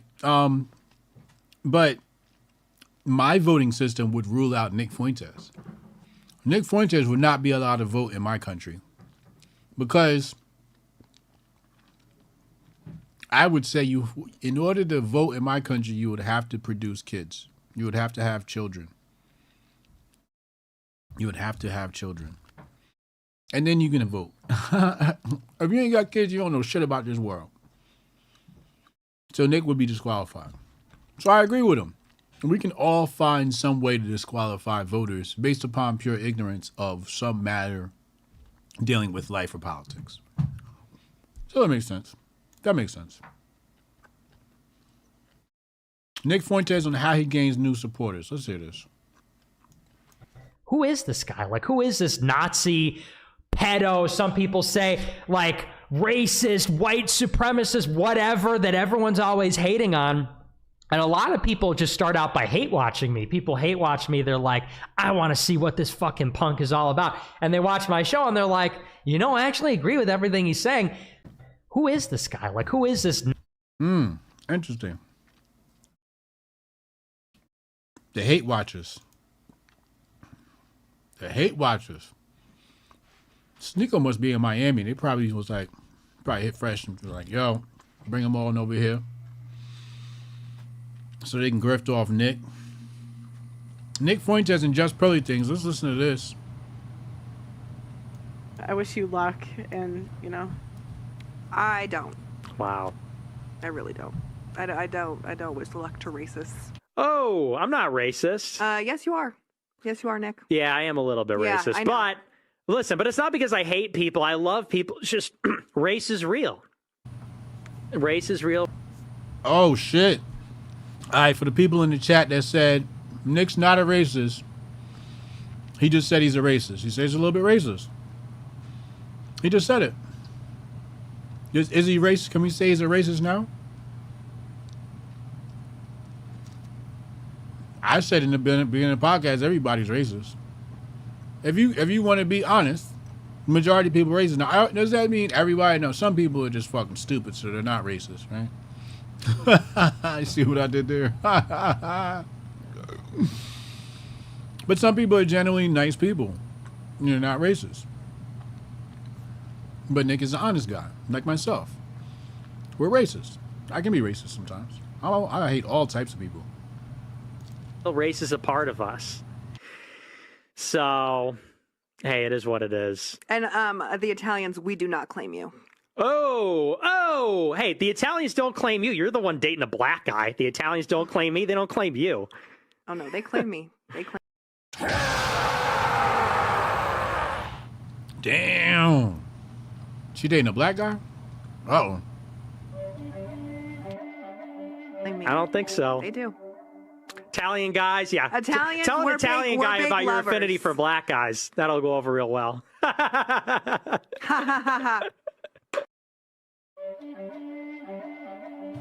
Is that true? Is that true, y'all? Is that true? If you tell an Italian guy you're dating a black guy, see how well that'll go over? Pretty sure he won't care, most Italian guys, but I get what Nick's saying. He's probably right, though. He's probably right. Good one, Nick. Maybe some Braciole. There's some Italian No, for but you. I will make my. It's Braciole. It's Braciole. It's not Braciole. It's Braciole, Nick. Braciole. Braciole. And it's great, too. It's good stuff. Black boyfriend, some of that. Ugh, wow. You don't know any better. Arnaldo Padilla said she's dating an eggplant. See what I'm saying? See what I'm saying? See what I'm saying? Savage. Savage. It's nice. I told you it was a nice racial grift bag today. I told y'all. It's really racial. Hold on, let me hit the refresh on this button because sometimes Elon's app don't work. Is that all? That. All right, let's end off here and then we'll go to chat. Then we'll go to let's go here. So this person says Ice Cube. Wait, let's go back to the origin of this thread. Kelly D has 53,000. She's got 23,000. She's following. She's pretty much a nobody, I want to say. Fuck the NRA. Fuck all these Nazis. All right, this is some sort of, LARPing account. It's grifting. Hotep, you're a genius. HotepJesus.com. Kelly D out here grifting. She says, "What the hell are you doing, Ice Cube?" ? Christine, another grifter, says, "I watched an interview with him. He started to have the same crazy look that Kanye has. Sad." Wow. Ice Cube said, "Dirty bitch, you ain't sad."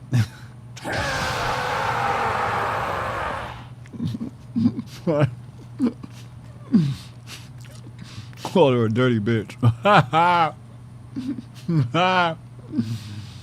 Yo, Cube, you wild, yo.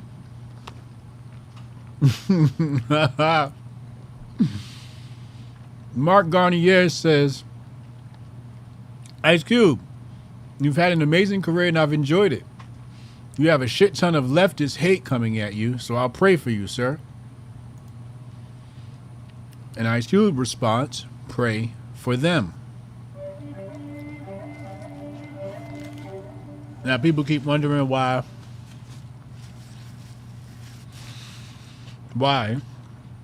Ice Cube hasn't talking to Hotep Jesus yet. And I think I figured out why. I don't got enough followers. I don't got enough subscribers. That's what the issue is. I don't have enough subscribers. Absolutely amazing and insane. Absolutely amazing and insane. I don't have enough subscribers. Got to step my shit up. You know what I'm saying? It's the only way this thing's going to work. So I need y'all to hit the like button, hit the subscribe button, hit the share button. Let's get bigger so these voices can't say no. But he's doing his rounds. I think he just did Bill Maher or something like that. So he's making his rounds. So we get the channel big enough. I think that'll get Cube over here. So make sure you hit the like button and all of that. All right. And with that said, let's go to the phone lines. 202-596-5631. Amazing I can still remember the number. 202-596-5631. And we'll be right back after this short commercial break. Yeah, I can try to get that handled for you. Again, it's only my second day, so if you can give me a second. How am I supposed to do this? How the hell are we supposed to do this by 5 o'clock? I have no clue. Is that possible? Hey, do you have the password to... How'd you finish all your work already? He's not tapped in.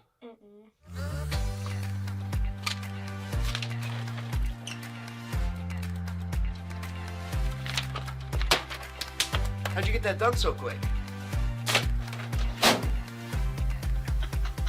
They think they're gonna be able to budget that?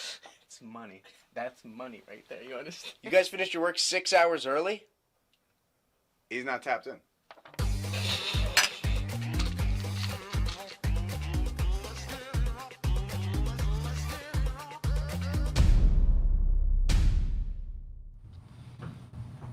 Strong Dad on the line. Hey. What up, bro? What up, man? Hey, first of all, glad to have you back. Although Cannon did hold it down with that East Coast flow, playing that music. That's how I love it.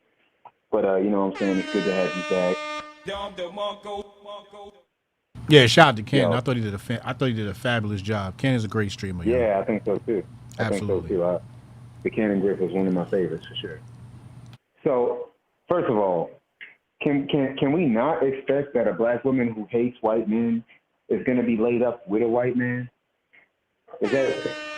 You know what I'm saying? Like, if your black woman ain't Hotep or right wing, she like white men. That's just how it goes. I mean, You know, that's almost a given. You know, and I love my sisters. I love them to death. But this is something that, you know, I've even seen in my own life. You know what I'm saying? My mother, she remarried a white dude. You know what I'm saying? She got problems with black women. I used to get in arguments. Yo, for real. I've gotten in arguments with my mother and barely raised my voice. And she'll get, you know, like she'll shrink into place. And I can tell that she's had a bad experience with other black men in her life. And, you know, when I listen to her, because me and my wife, we live right next door to grandma. We live right next door to her. And I hear her talking to her husband. And she be yelling at this nigga. She be bossing him around, all sorts of shit. He be like, yes, honey. Yes, honey. And so, listen, these black women, they want power. They say that the black man wants access to white power or whatever it is. But whenever a black man goes, you know, full coon, right, or he goes full liberal, you don't see a black man complaining about white people laid up with a white woman. That's typically not what it is. If he's laid up with a white woman, he adopts her philosophy.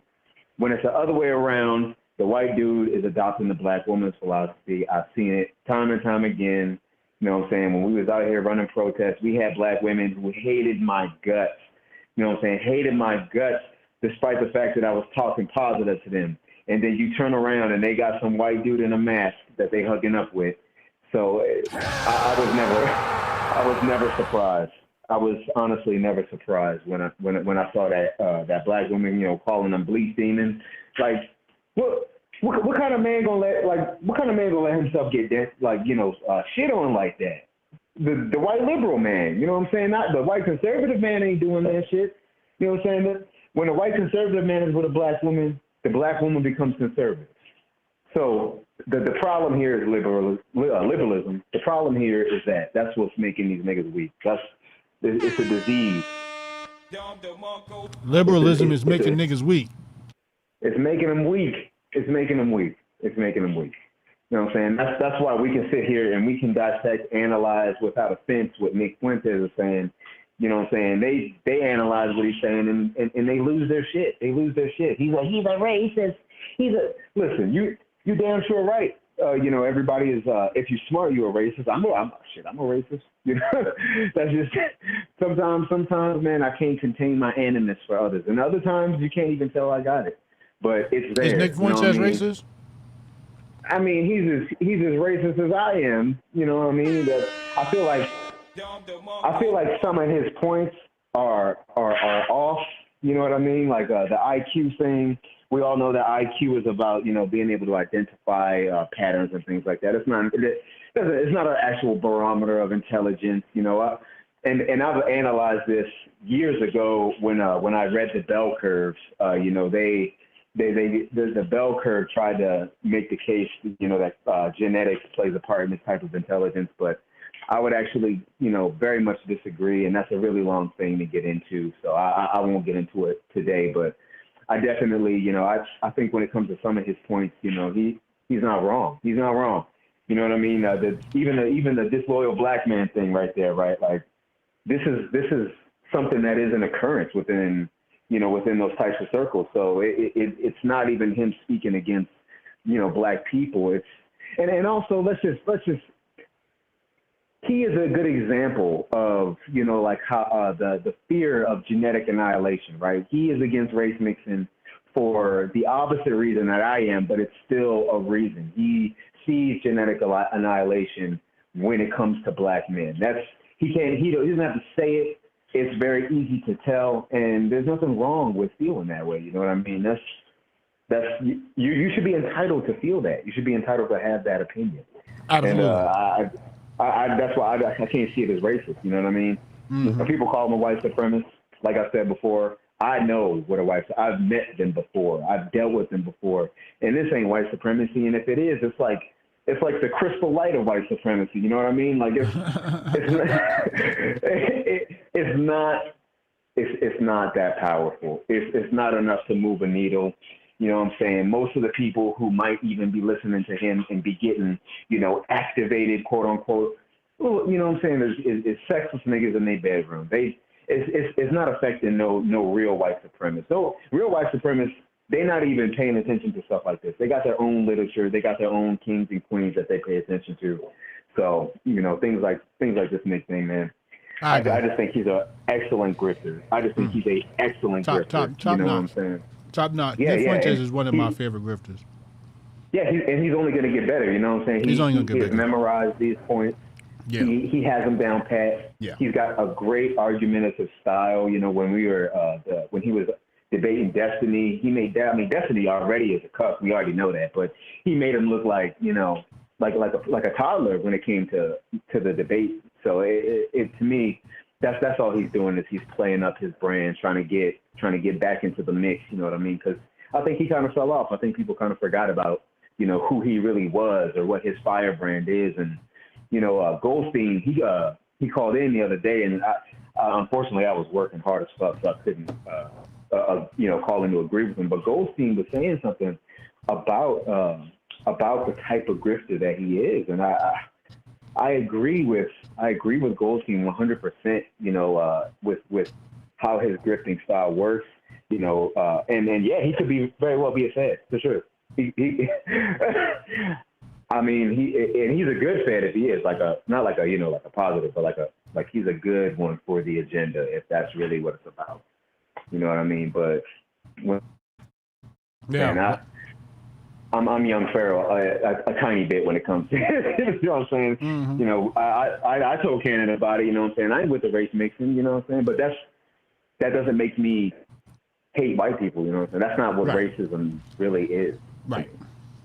It's preservation of your people. Yeah, let me get to Goldstein, bro. He about to call in. Thanks, man. Yeah. I want that Goldstein fire, man. Shout out to the chat. Happy, you know what I'm saying? Happy Goldstein July. Mm-hmm. You know what I mean? You know what I'm saying? Y'all, let's get it. Hotep and Bill. Hotep and Bill. Let's get Goldstein in here.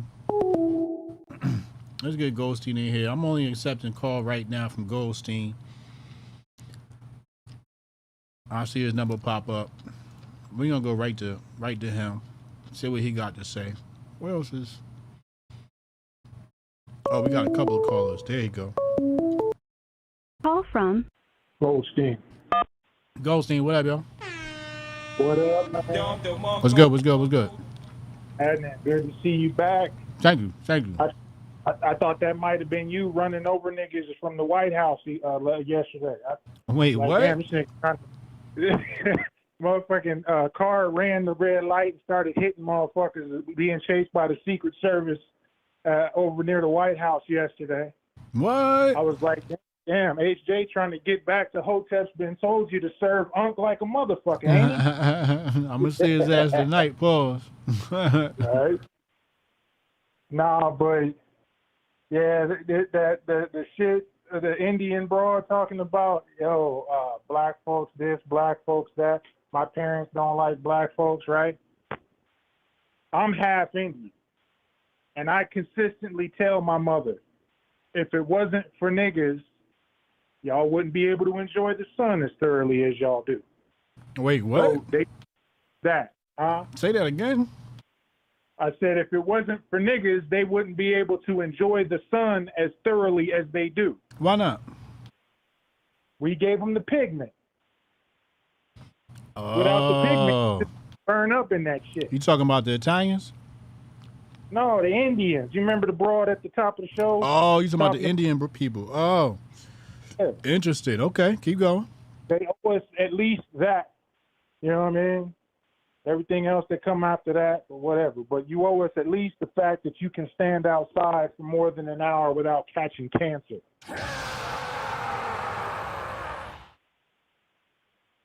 Then I thought you was talking about the Italian girls, because Italians, they the white people that could tan. Yes, Italians, they also owe us a debt of gratitude as well. The Spain Spanish girls. Yes, they can thank them Moors for that. Yeah, they could get in the sun. Mm-hmm. It's the Nordic. It's the Nordic white girls that ain't been touched. Your redheads, your Swiss bitches, your Swedish bitches. All up in there. Netherlands. That's where you get your real whites. Yeah, that's all the ones that America First is trying to represent. Oh, that's America. Yeah, that's right. That's America First Queen. Yup. Ice Queen. Nordic. Yup. Yeah. Now you got these broads, these black broads coming out bold as shit, that stuck out about white people, and then come to find out, oh damn, look, you fucking with white people. Yeah. So that shit's bizarre. Yeah, there's a name for that. Okay. Stockholm syndrome. You said Stockholm syndrome? Stockholm syndrome. Them bitches are suffering from Stockholm syndrome. They done fell in love with their oppressor. Wow. It's a mental condition and it can be treated. They just have to recognize that it's not necessarily the fact that they were oppressing you. It's the fact that all these horror stories that you were alluding to earlier, yeah, that's what was oppressing you. You're mentally beat the fuck up because of motherfucking the nigga from Key and Peele and all them niggas. All right? Nothing really actually happened to you. So maybe once you actually realize that, you can get treated for your Stockholm syndrome. Got to diagnose the disease first. Yes. Now, on to motherfucking Nick Fuentes. Uh-oh. And let's do Brandon. You're not going to want to hear this, so earmuffs. But the dude is a motherfucking asset. I don't know if he's fit, but he's definitely an asset for these motherfuckers. You don't know what agent. You saying you haven't identified the agency yet, but he's an asset. Yes, haven't identified the agency, but he's definitely working for some goddamn body. Because, and here's a great indicator as to how you can sniff this type of shit out. If whatever character they portray is right out of central casting, if it's some shit that you would see on a movie or a TV show and they fit that shit to a T, best believe they're working for somebody. And last I checked, a lot of those people who are running central casting, well, you know, they're people. Let's just say that. So, you know, you could be advancing a certain narrative when you act in that close to the script. When you are the boogeyman that a certain group of people are looking for all the goddamn time. Yeah. You stick to that script, as tough as that, well, the good likelihood that you're working for them people. And like I was telling Cannon, you're going to bring one of the most important questions of our time to fresh and fit. You got to be kidding me. Fresh and fit is where you want to have this conversation. Fresh and fucking fit. And I don't want to hear that, well, he's been banned everywhere else. This is the only outlet he has. Bullshit. He has that outlet to say a whole lot of other shit. But there's certain things you just don't bring to certain places. If you want to be taken seriously, if you want your message to be taken seriously, you first and foremost have to put on the best possible face for that message, which you don't do. And then you have to make sure you guard that message by not bringing it to fucking cesspools like Fresh and fucking Fit. So to me, it seems a bit contrived, a bit staged. You know, Myron said it himself. I used to work for the Department of Homeland whatever, right? He didn't even want to say the whole shit. Homeland whatever. Get the fuck out of here. All you niggas, Sneeko, the blue-haired nigga, Nick, all of you motherfuckers are working for the same casting agency. All of you. They all work for the same casting agency? All working for the same casting agency. You can't write this shit. You know why? Because all the writers are on strikes. And that's why this is so obvious. That's why they suck at it. Because the writers been on strike. It is fucking ridiculous, man. I don't know why people... Huh? Who do you want to see Nick Fuentes sit down and talk with? What's an appropriate platform for him? I want to see him have a debate with Ryan Dawson. somebody who's a little bit more mature and serious about this topic. Ryan Dawson That's what versus Nick Fuentes. Yeah, people who agree on a thing but don't agree on how that thing should be delivered. Because fuck the other side. Fuck the other side. I want to debate the other side. Fuck that. Y'all will never find common ground. Nick Fuentes will never find common ground with a nigga named Destiny. I don't even know what the fuck that's about, by the way. Destiny. But he will never find common ground with a goddamn gamer, right? Now, what you do effectively is you put yourself on the level of a goddamn gamer when you sit on Fresh and Fit and debate one. So this is why I would like to have a motherfucker like Ryan Dawson or somebody who's a little bit more serious on the topic, because I don't agree wholeheartedly with Ryan Dawson, and I got my doubts on him too. But I know he's a little bit more serious on that specific topic. You know what I mean? That's who I would like to have him sit down and have a debate with. Who else? And that, what's another platform you'd like to see Nick Fuentes grace? This one, shit. This one? No, don't say this one. Yeah. Pick another one.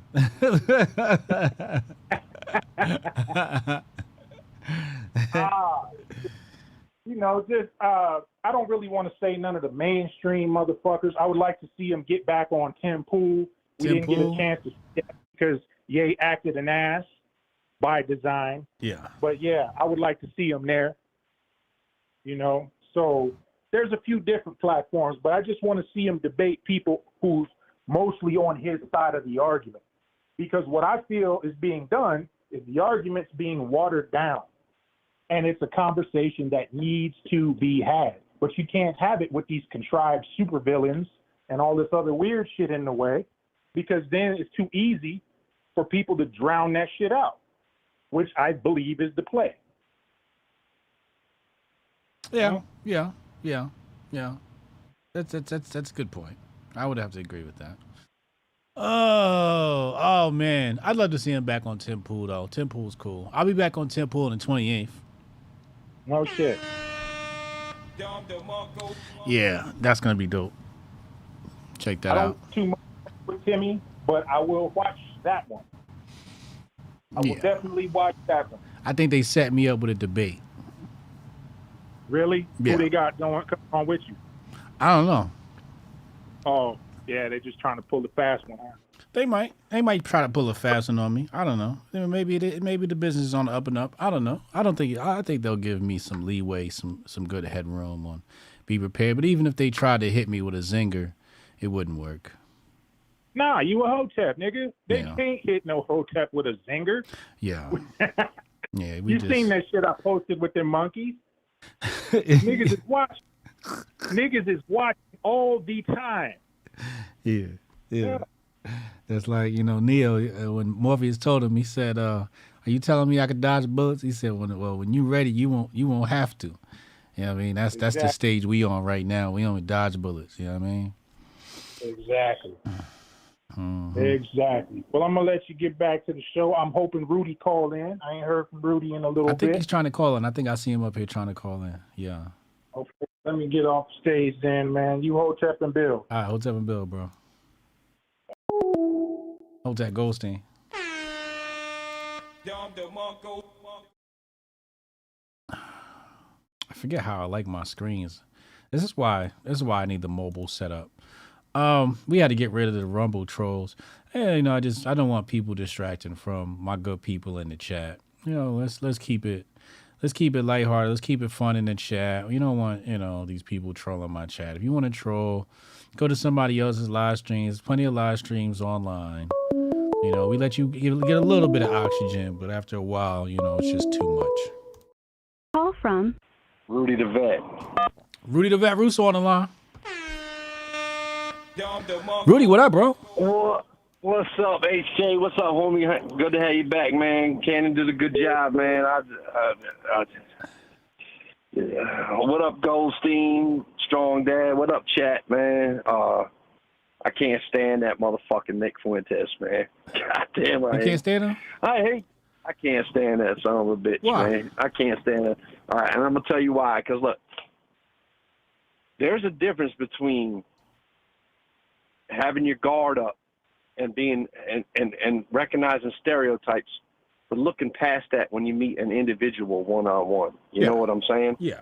Everybody's got a little bit of racist in them. I agree with you on that. You know what I'm saying? But you have to be able to look past that, right? That fucking kid right there, man, is a racist out of malice and hate, man.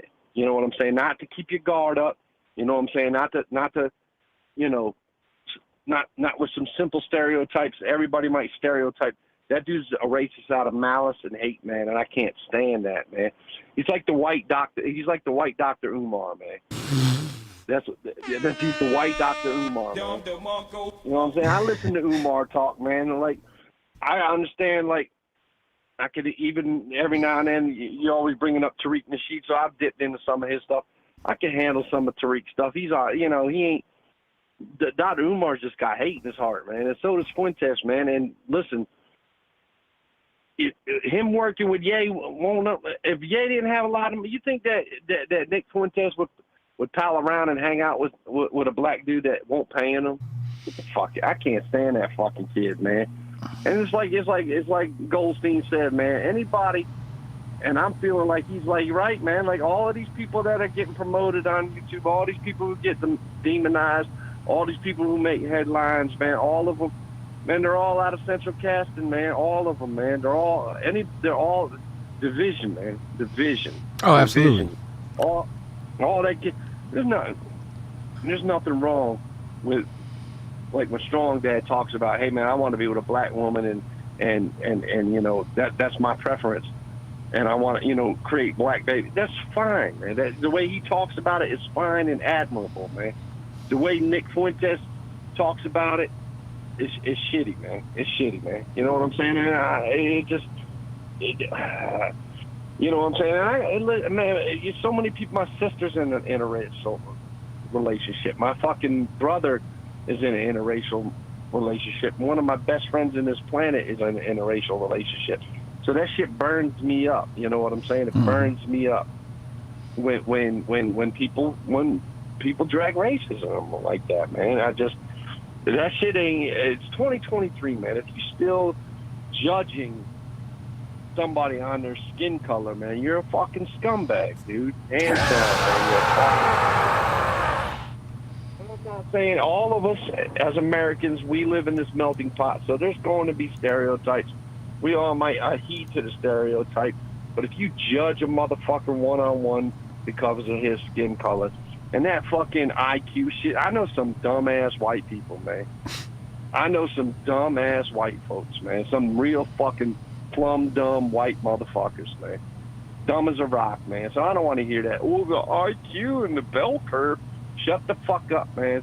There's smart people and there's dumb people in every fucking race, color, and fucking creed, man. I don't want to hear that shit, man. That shit, that division shit, just drives me up the fucking wall, man. And it's promoted, like Goldstein said, it's promoted, man. It's an op, dude. It's an op, dude. It's an op, man. It's fucking terrible, man. Yeah. It's fucking terrible, man. It's 2020 fucking 3 people. If you fucking don't love somebody, or don't respect somebody, or don't talk to somebody because of their fucking skin color, you're a fucking scumbag, dude. That's just how I feel about it, man. I can't say he's a fucking rat, dude. He's a rat, like you said, man. If I ever had the opportunity to meet fucking Donald Trump, man, I'd keep that conversation to my fucking self. Maybe 1 or 2 close human beings. Even with my own brother, when I popped up on you, my brother's like, "What y'all talking about?" I was like, "It's cool, man. It's cool." Because that was our conversation. You know what I'm saying? You know, you're the most famous motherfucker I ever met, man. So, I mean, it is what it is, dog. You know what I'm saying? That's our conversation.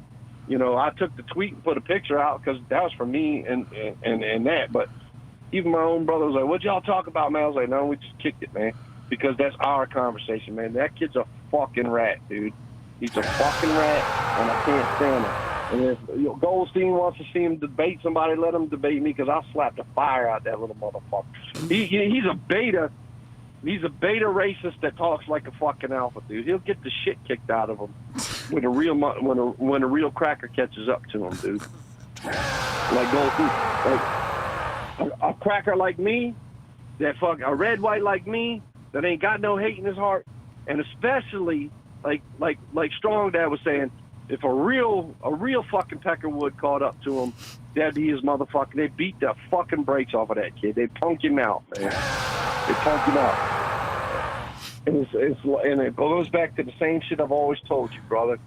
It's the wrong motherfuckers with the microphones, man. It's the wrong motherfucker. And society and the entertainment industry and the YouTube and all of this bullshit, they're always going to put their hands in the wrong ones, man. Always going to put the mic in the hands and promote and fucking demonize and media headlines to the wrong one. And yeah, man, his little conversation might have made it look, you might have been right, made it look, Trump look strong, but the mainstream media is going to take that fucking shit and be like, look at this little white supremacist motherfucker, man. Yeah, that's true. And make him look bad, man. And he knows what he's doing, man. Just like fucking that fucking gump Milo, dude. He knows what he's doing. Milo's still butthurt because he got kicked off the fucking internet years ago. And he's got a fucking... I saw him... I sat there and listened to him on Tim Pool for a whole hour interview. That dude is so butthurt. He's so butthurt by what happened to him that dude is out there looking for revenge, man. He's out there looking for revenge, man. And it's just... Man, it's just, man. And I'm going to tell you something, man. The Beanie Man, like I said, it seems like he's got a good heart, man. But dude can't be a fucking culture warrior and not ever take a fucking stand, man. You can't sit on the fence in a culture war, dude. You got to pick a side, dude. And dude just sits on the fence, man. You think so? Dude man, he's a fence-sitting motherfucker, dude. It just like, dude, you keep talking about, I want to fight the culture war. We're building culture. We're building culture. Fight the culture. Then pick a side. Make a stand, dude. I think Make a stand, man. Tim, you know, on the many issues, I think he picks a stand. He takes a side. That dude still stands there and says, I'm a disaffected liberal. I'm a disaffected liberal. Motherfucker, you might have been a liberal when you were riding around the streets of Chicago on your fucking skateboard. But now you're sitting on millions of fucking dollars and you got your little empire built up. Motherfucker, you're a conservative now. It's the same way when like you say you were Ali Shakur, you hated white people, you evolved into the Hotep Jesus.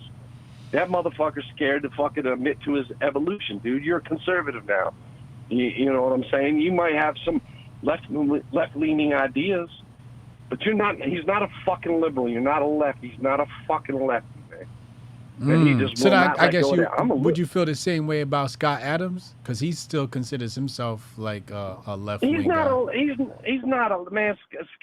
Scott Adams, man. Listen, I lost all respect for him during the pandemic, man. And I'm with you. Like, listen, like, I'll forgive these people. Like, I'm not wishing anything bad or any harm to come to anybody in this world. You know what I'm saying? I don't wish death or prison on my worst enemy, man. But I don't that pandemic ruined a lot of human beings for me, man. I just can't fuck with anything they say anymore, man. I just can't fuck with anything they say anymore, man. I just can't, man. I can't, man. I can't.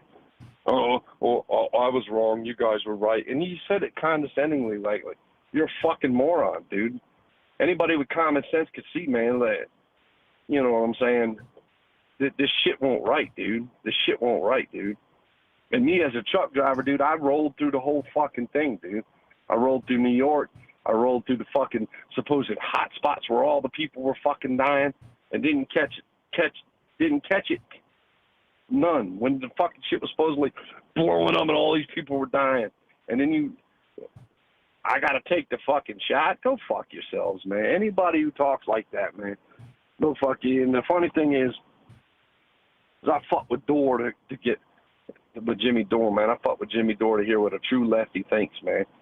And, man, them lefties are pissed off at Chomsky because he said the same thing. And, you know, that's a leftist piece of shit right there, man. You know what I'm saying?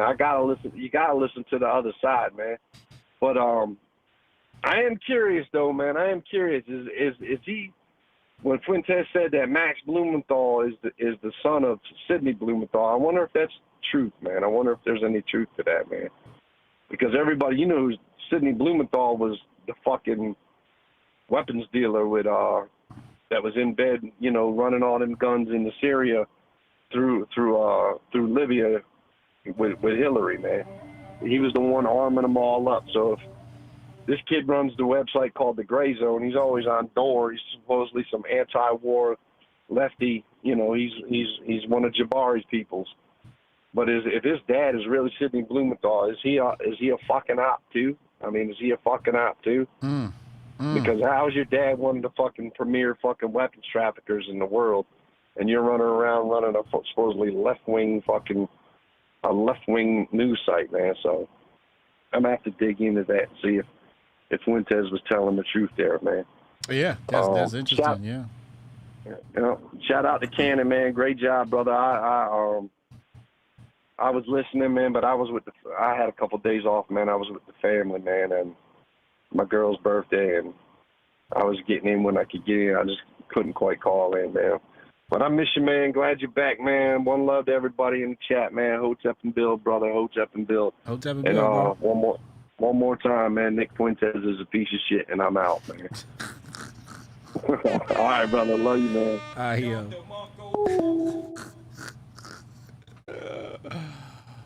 Oh my God, the most interesting callers in the world. Brian Nichols says he agrees with Anthony Comia's tweet. Brian, you should call in and let's debate that. Let's debate that tweet. I'll pull it up, put it on the screen, and we can debate it. What do you think about that? Call from. Yo. Yo, what's up, bro? How you doing, man? I can't hear you. Can you hear me? Oh, there you go. What's up, bro? Yeah, my bad, man. Yeah, shout out to you, bro. It's been a minute. I just wanted to check in on this Nick Fuentes thing, man. Okay. I think that IQ shit is nonsense. Obviously, okay. You know, anyone who's read that Thomas Sowell thing has been the bell curve has been debunked, man. It's been debunked, and I think if Nick stayed away from that, he'd be all right.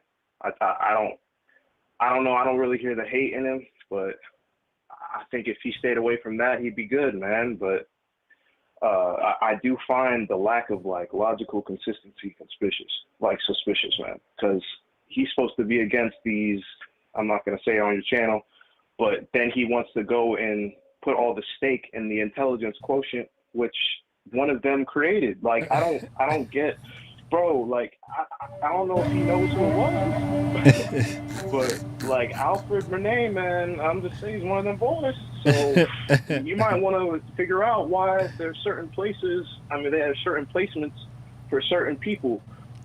One of them has the highest IQ. Hey, listen, man, I'm on Goldstein's wave with this, the 10-foil Coupion type, man, but I will say, the last thing I wanted to say before I got here is, I actually kind of respect FNF for platforming the debate, because that whole topic is 100% like radioactive, you know what I'm saying? Without question. And they had 101,000 people watching, bro. That's huge. And they platformed Ryan Dawson. So that's why I do like them. Like, Ryan Dawson's a real one. I don't care what no one says. That dude had to move out the country on some Edward Snowden shit. So he's the one who discovered Epstein's list, and people don't know that. He literally did a deep dive. He was pretending to be FBI to get people on phone calls. Like, that dude is a real. When I saw that, I was like, well, yo, listen, you can say what you want, but no one else would platform that kind of stuff. That's why I don't subscribe to the whole nonsense with, you know, Myron being a Fed or whatever, you know. But Homeland is a completely different operation, so I'll say that. But yo, welcome back, Hotep, man, and shout out to people in the chat, you know, everything like that, bro. Hotep and Bill, man, y'all get your tickets to HotepCon if you haven't already. Yo, thanks, bro. I appreciate that, yo. Hotep and Bill. Oh man. I follow Ryan Dawson. I think me and Ryan Dawson are mutual followers. Let me see. I'm friends with everybody. I like everyone. You know, not everybody. Ryan. Hold on, let me see. Dawson. Here we go. Yeah, I follow this guy. We're mutuals. This is one of my mutuals. Isn't that the term they use? Yeah, let's put that on the screen. One of my mutuals right there. Call from. Sorry. What up, bro? What up? What's good, Joe? What up? I was hoping y'all would cover that Fuentes shit. I was hoping you would cover some of that shit when you came back too, for real. Oh yeah, I had to. That shit was great. Shout out for that. Yeah. I didn't expect all that content this week. When I saw that motherfucker on there on Monday, I was like, oh, it's time. I sat down with a drink and everything. Who? What? When you saw who on there? When I saw Fuentes on there, I was like, oh, this is gonna be a treat. And then after that, I saw that they had him debating Destiny, and I was like, "Ooh, I get an extra treat." Oh man, I love seeing that motherfucker get made a fool of. I love Yeah, that's some good content. That's some really good content. So you watched the whole thing. Destiny got his ass whooped, huh? Oh yeah. Because the thing about it was that, and this is a problem he has. I talk to too many people that seem to think that he's somehow a good debater, but he's terrible at it, actually. Who, Destiny? He always he deflects a lot. He will very often admit that he essentially knows nothing about the topic that he's debating about. And then you gotta wonder, like, why the fuck are you debating it then, motherfucker? Like, exactly. What are you here for? Like, right. Like I don't know if you know who, like, I think it was, I saw him one time. I don't know if you know who the Satan Center is. Who? You know, the Satan Center. Satan Center. Saint and Sinner. Yeah, he got a little podcast. He had a little whole debate thing with Destiny. I thought was funny, and it was a similar thing. Like he kind of exposed the fact that he ain't got no credentials or nothing. Like he ain't even really he only a gamer. Like he's probably the definition of an internet debate bro. Like if you were to call anybody that, he would be like that. He would be like the internet debate bro. He's like a foil. They kind of, when they bring him on the Fresh and Fit, he kind of acts as a foil, to be honest. He acts as a foil. I think even the dude, like a lot of people would be mad about, I think even Cannon was saying he don't like Zerka's outbursts, but I'm pretty sure Zerka said that like once or twice. Like, he be out with it. He's like, you basically just a foil. Like, that's what you're there for.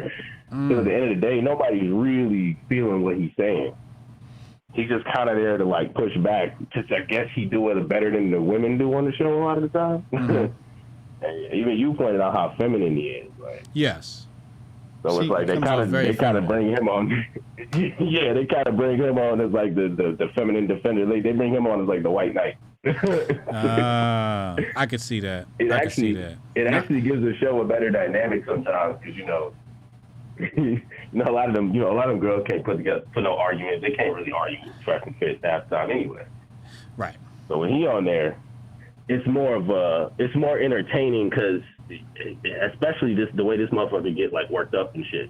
You'll be seeing it. Like, yeah, he seems like he gets flustered easily. Yeah, but that's because, like I said, he'll be exposed to not knowing what the fuck he's talking about, or he'll be trying to make a point make sense when it don't. You know, they do a lot of mental gymnastics on the left. Like, you call it the mental gymnastics because they do all this flipping and twisting around to try to make something that's incoherent make sense, but it's never gonna make sense. And that's another thing that be messing with people's mind, like you was talking about earlier with the horror stories. Oh yeah, Black History's a horror flick.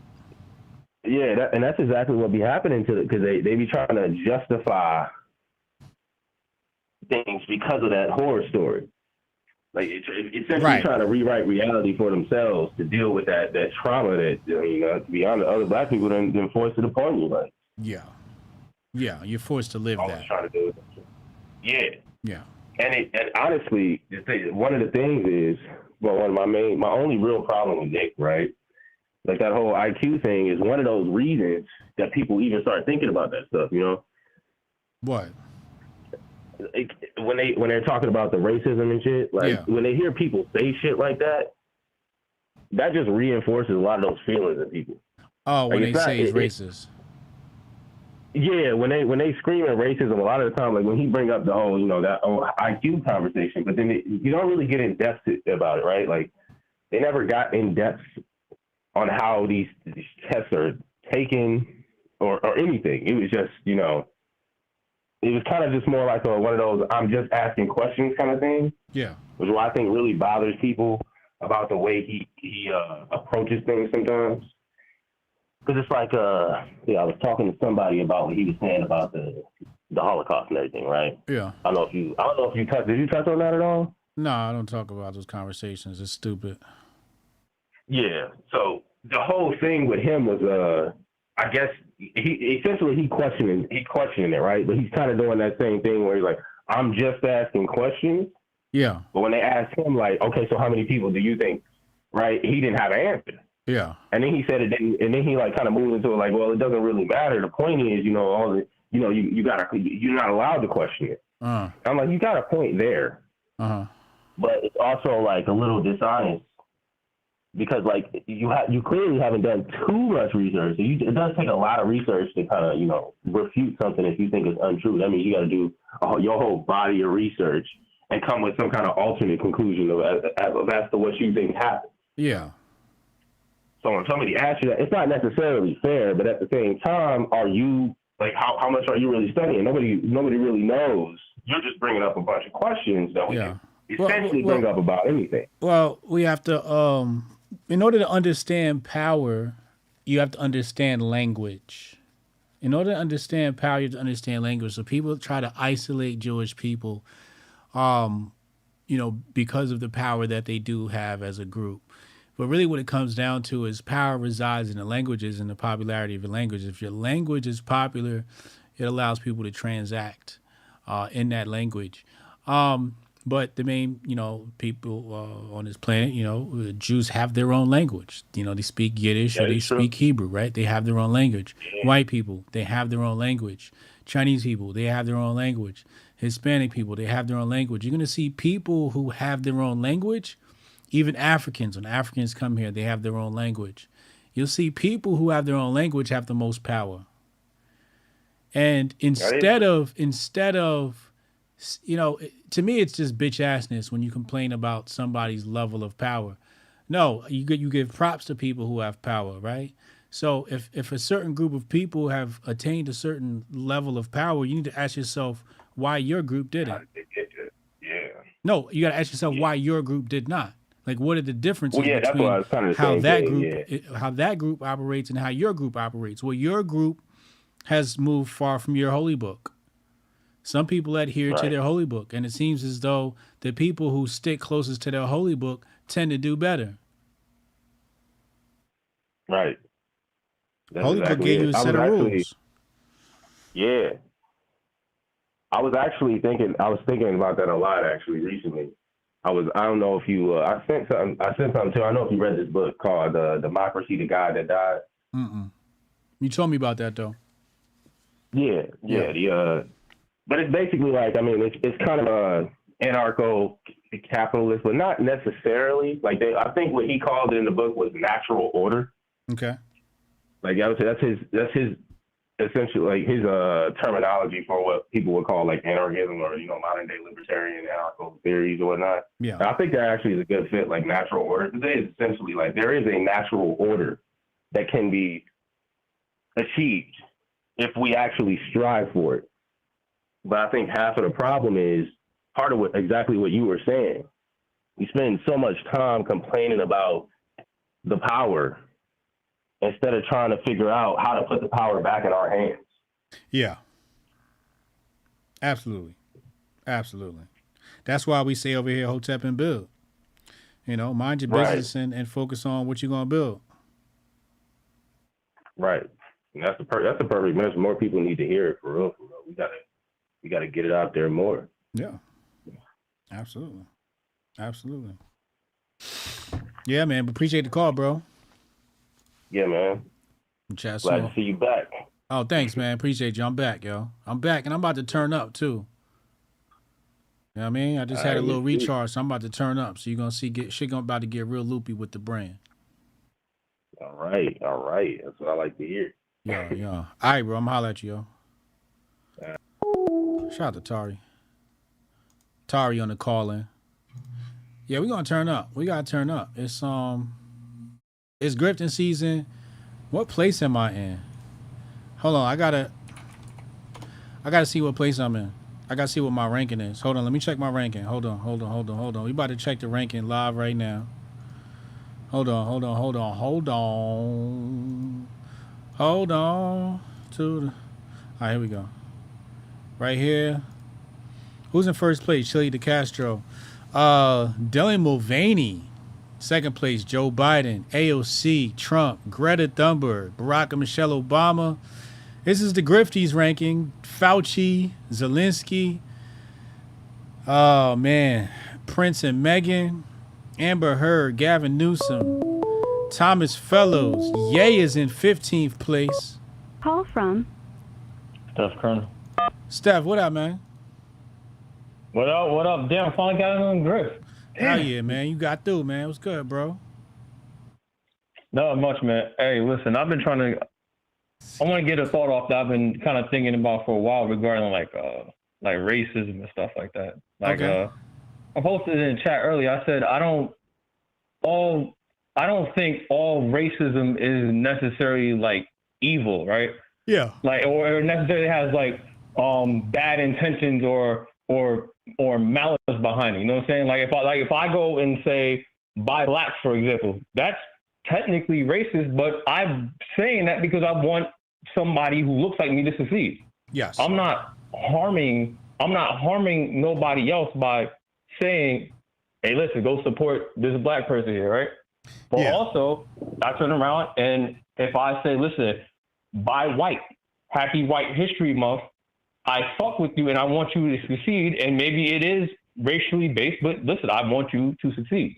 So, and it's technically racist. So, I mean, you know, and I think also too, if a lot of people start to just get into the mind state of essentially just accepting that people are just racist and not necessarily evil behind it, I think a lot of the racism that could potentially be evil, or people that might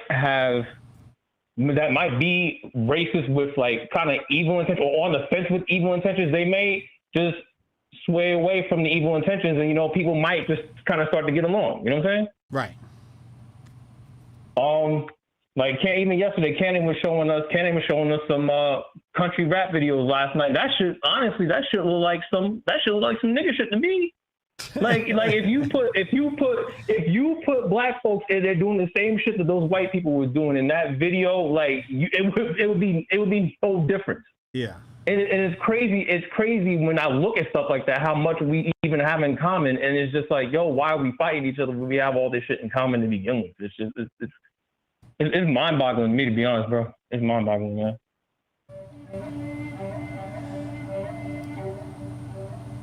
It's you know, that's why I like to specialize in this topic. Like I call critical race theory, and you know, I'm going to begin my studies on critical race theory, and I'm gonna get to the bottom of that, Steph. I'm gonna get to the bottom of why this race question has so much energy behind it. But I'm gonna go in, I'm gonna read all these fucking critical race courses and all the books that I'm gonna immerse myself in this black horror flick and see what they're saying, and I'm gonna come out on top. And pause. And I'm gonna give it to you, and I'm gonna give it to you raw. Pause. Listen, hey, long as you don't get in the sunken place while you over there, man. Because long as you don't get in that sunken place. Hey, but also too, it's funny that you say that. I think us is, you know, I won't say us as black people are done per se, but I feel like just the energy or just kind of like advocating. How can I say? Just kind of, I guess, the advocacy for black folks being pro-black. I think all that shit is done. My grandmother, one of the last things my grandmother said before she passed was like, the days of the original black man are done. And that was 4 years ago. She said this 4 years ago. Yeah. And it's the truth. But when she said it, it was just like, because the way she was, she always, if you were black, she wanted you to win. That's how it was. if you were black, if you were doing something positive, she wanted you to win. Yeah. And it just seemed like, you know, she was going for her life, you know, she was just going hard and wanting to see people be successful or whatnot, and also doing things that put me in the right direction. You know, when you saw all the stuff that was going on out here, it was just like, yo, you can't help but to just feel defeated. So I think there's definitely a lot of truth behind what you're saying, and I think a lot of people just need to start opting out of the status quo. Just opt out of the status quo, opt out of the pro-black shit. Because as you see, Dab July ain't going well. We're losing on Dab July. Like all these black women they still marrying white men. They not giving no black men a chance. I don't understand what's going on. So yo, damn shame. It's Dab July, and these black liberal women, these black boule liberal women are still not giving us a chance. We out here and they're not giving us a chance. No. They're not looking at us. No. So the black man is at the bottom of the totem pole, even amongst our own women. Yeah, even amongst our own women, bro.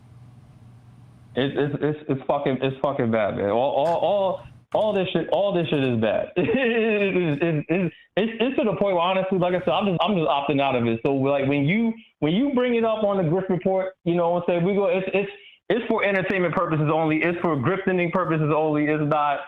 We're not taking none of this shit. We're not taking none of them serious no more. I don't take it serious now, but I'm just advising everybody else to don't even dwell into it. Just honestly, if you even quote tweet it, just say like "shut up, bitch" or "bitches ain't shit but hoes and tricks," like derogatory shit. Don't even give that shit no think pieces or nothing. Just go in. Just go in all the way. Yeah. These are, by the way, these opinions are not the opinions of Hotep Nation. These are mine and mine only. So do not cancel us, please. Thank you very much. Steph Cardinal, appreciate you, bro. All right, bro. Hotep and build, Hotep and band. I'll let you, bro. I'll let you. Hotep and band. YouTube, if you don't see me over here, I'm over on Rumble, man. Cannon stood in for me this week. Everybody say he did a phenomenal job. Shout out to Taylor. Taylor said, you know, we should definitely have him stand in. So shout out to my producers for making that call. And I knew he would do a great job. But right now I'm ranked 34 on the Grifties. I need y'all to go to grifties.com. Go vote for me. I'm about to level up, y'all. I gotta power up. I'm only at 34. I'm beating Alex Stein, though. I'm ahead of Alex Stein, and Alex Stein is the reigning champ. Alex Stein is Grifter of the Year. He was Grifter of the Year at the Grifties last year. So I'm ahead of Alex Stein. So I'm doing good. There's hope for me. There is hope here for me. I need y'all to get it right, man. Maybe we should change this. I was thinking about how would this, it still would look like that on mobile. Call from Hillick. Yo, what up, man? Oh, hello. What's good, man? What's good, bro? All right, all right. First of all, you've been sharpening your sword. You've been keeping that thing sharp. Yeah, I try my best. Yeah, because you're gonna go into Tim Pool, and when you get there, I hope to see you slicing it, man. You know, you asked me last time, do I think you're the one? And I think it's important. I think you were touching on something there. I forgot about why I even started watching you again. Let me tell you something real quick. I'm sorry to I'll just drop all this kind of stuff, but like, you know Sneeko. Obviously, you know Sneeko. You know Sneeko's a clown, right? He's a clown, right? I mean, I'm not familiar with his content, but he's in the comedy lane, I think. We keep seeing him, though. You keep seeing him, and he keeps just acting a fool, Sneeko. You know? Him and a lot of these manosphere folk, you know? It's just pathetic. It's pathetic. It's what it is, you know? And, shit. I mean, shit. How long did we spend on this show just talking about Fresh and Fit, about the manosphere and shit like that? Obviously, they carry a lot of weight in the zeitgeist, you know? And it's like, but then we got Nick, and Nick's coming on this show, and he's not the best. He ain't. He's you know, I think the criticisms everybody's been saying in chat with you and everything involved, you know, people have been right about that. You know, he's powerful, but he's not you powerful. And that's what it is. When I saw the whole thing go down with Sneeko, with Sneeko and Moist Critical, you know Moist Critical? No. No. The dude with the whole, he was roasting Sneeko for like, I don't know, pulling out a gun on his live stream and being like, I'm gonna show up in Tampa, I'm gonna shoot you up or whatever, some bullshit like that. And so he made a whole video, and I'm like, I knew the second that Sneeko was trying to interact with this guy, with Moist Critical, Moist Critical, he is on the other side of the good take sphere. He's in the same realm as you, the good take sphere, you know? And when I saw that shit, I mean, obviously, the manosphere, it does not survive against good takes. Good takes demolish it. Because they got shitty takes. They got shit. Every time they talk, every time they open up their fucking mouth, Give me an example. Give me an example of one of their worst takes. Oh my God. Going around sleeping with a bunch of whores. Going around and encouraging young men to engage in vice. Demeaning young women. Putting down. Do you know why people are becoming transgender? Do you know why this whole movement has become? Why? It is the manosphere. It is people saying, not even just the manosphere. It's people saying, I have seen the degeneracy of the sexuality in the United States today. And I refuse it. I do not want to be a man because I don't want to be a part of the manosphere stuff, whatever. I don't want to be a woman because I'm not, you know, the prized possession, the, you know, big tits, big ass. You know, the manosphere, they're obsessed with people having this perfection of the body, of the mind, and they are weak. They are stupid. I hate these motherfuckers. I want you, Hotep, let me stop ranting. Let me get down to it. Let me pause. You are the one. You are going to slice apart the manosphere. You are going to take these motherfuckers. My God, it's gonna be bloody. It's gonna be a fucking slaughter when you're done with them. I'm telling you.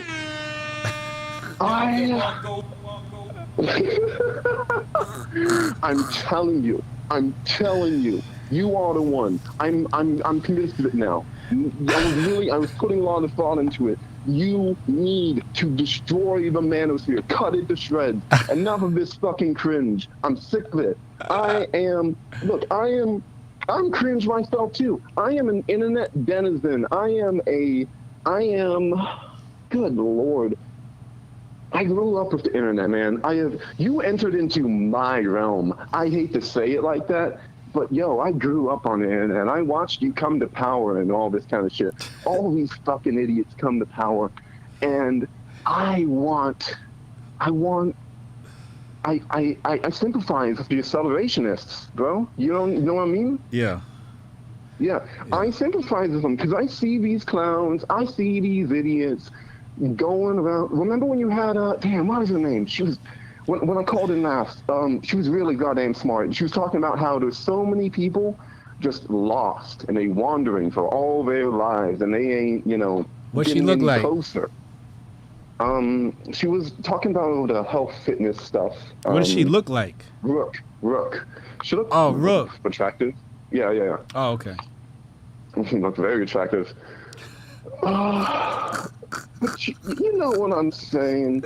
Like, I don't even know what I'm saying. I don't know what I'm saying. But you are the one. I want to see you come in there and don't.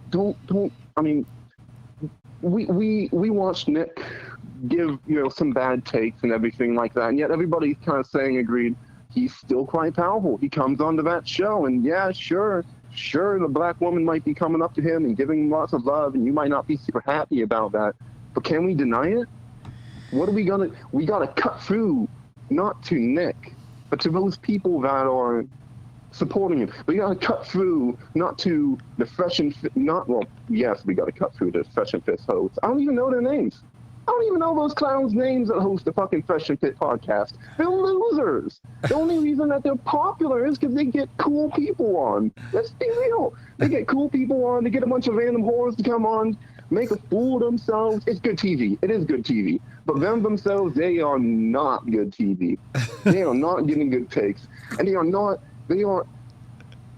Okay, leading by example. Everybody, every day of their lives is leading by example. If you are alive, you are an example to somebody else of how people can live. That's true. You know? That's true. Yeah. And these motherfuckers, they have this fucking podcast and they putting themselves out as, oh, look at me, I'm an example. Look at my fucking Bugatti. Gosh, I hate them. I'm sorry. You hate Fresh and Fit? I'll strangle a motherfucker. Strangle him. Oh. Gosh. Look, man, I love like young men that have not gotten caught up in that bullshit yet. I love dudes that do not have that are like still kind of asking the world questions. They're still, their minds are still open and they're still asking, how are things? How is the world going on? These motherfuckers, they're trying to teach these young men this is how the world is, and it's not good. Look, the culture war, the overall bigger culture war. What are these people doing? They're not fighting. They're. What is this? I don't even know. I'm ranting. I'm sorry. I'm getting emotional. Yo, man, I appreciate it, man, and your words mean a lot to me. Like I said before, what's a God to a non-believer? And if you believe in me, then I can be a God, and I am the one, and I won't let you down. Precisely. Yo. Praise the Son. I believe in you, brother. You can do this. Yeah, thanks, bro. I appreciate you, yo. Hotep and Bill. Take it easy. Thank you. Take it easy. Oh, man, great callers. Appreciate y'all. We back here tonight, 8 p.m. with Uncle Hotep. Back here, 8 p.m. tonight. I got a bone to pick with him again. I got a bone to pick with Uncle Hotep tonight. Matter of fact, let me get my show notes out. I got, I use, I'm old school. We use index cards and shit. So, every time I have a talk with somebody, there's an index card that exists for that talk. And it's written in pencil.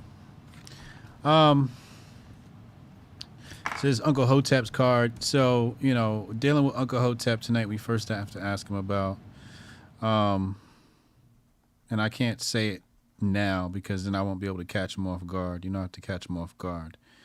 But, and he might be listening, or he might have to play back, or you guys might clip this.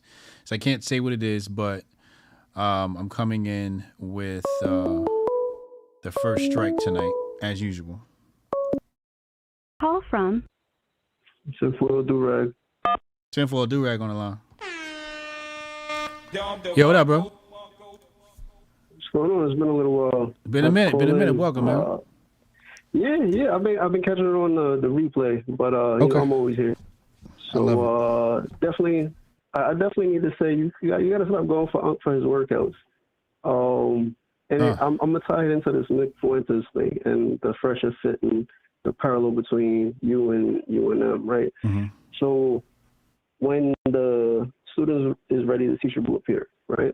Yep. And not everybody is ready for, the strong dad kind of workout, your workout, my workout, stuff like that. Yeah.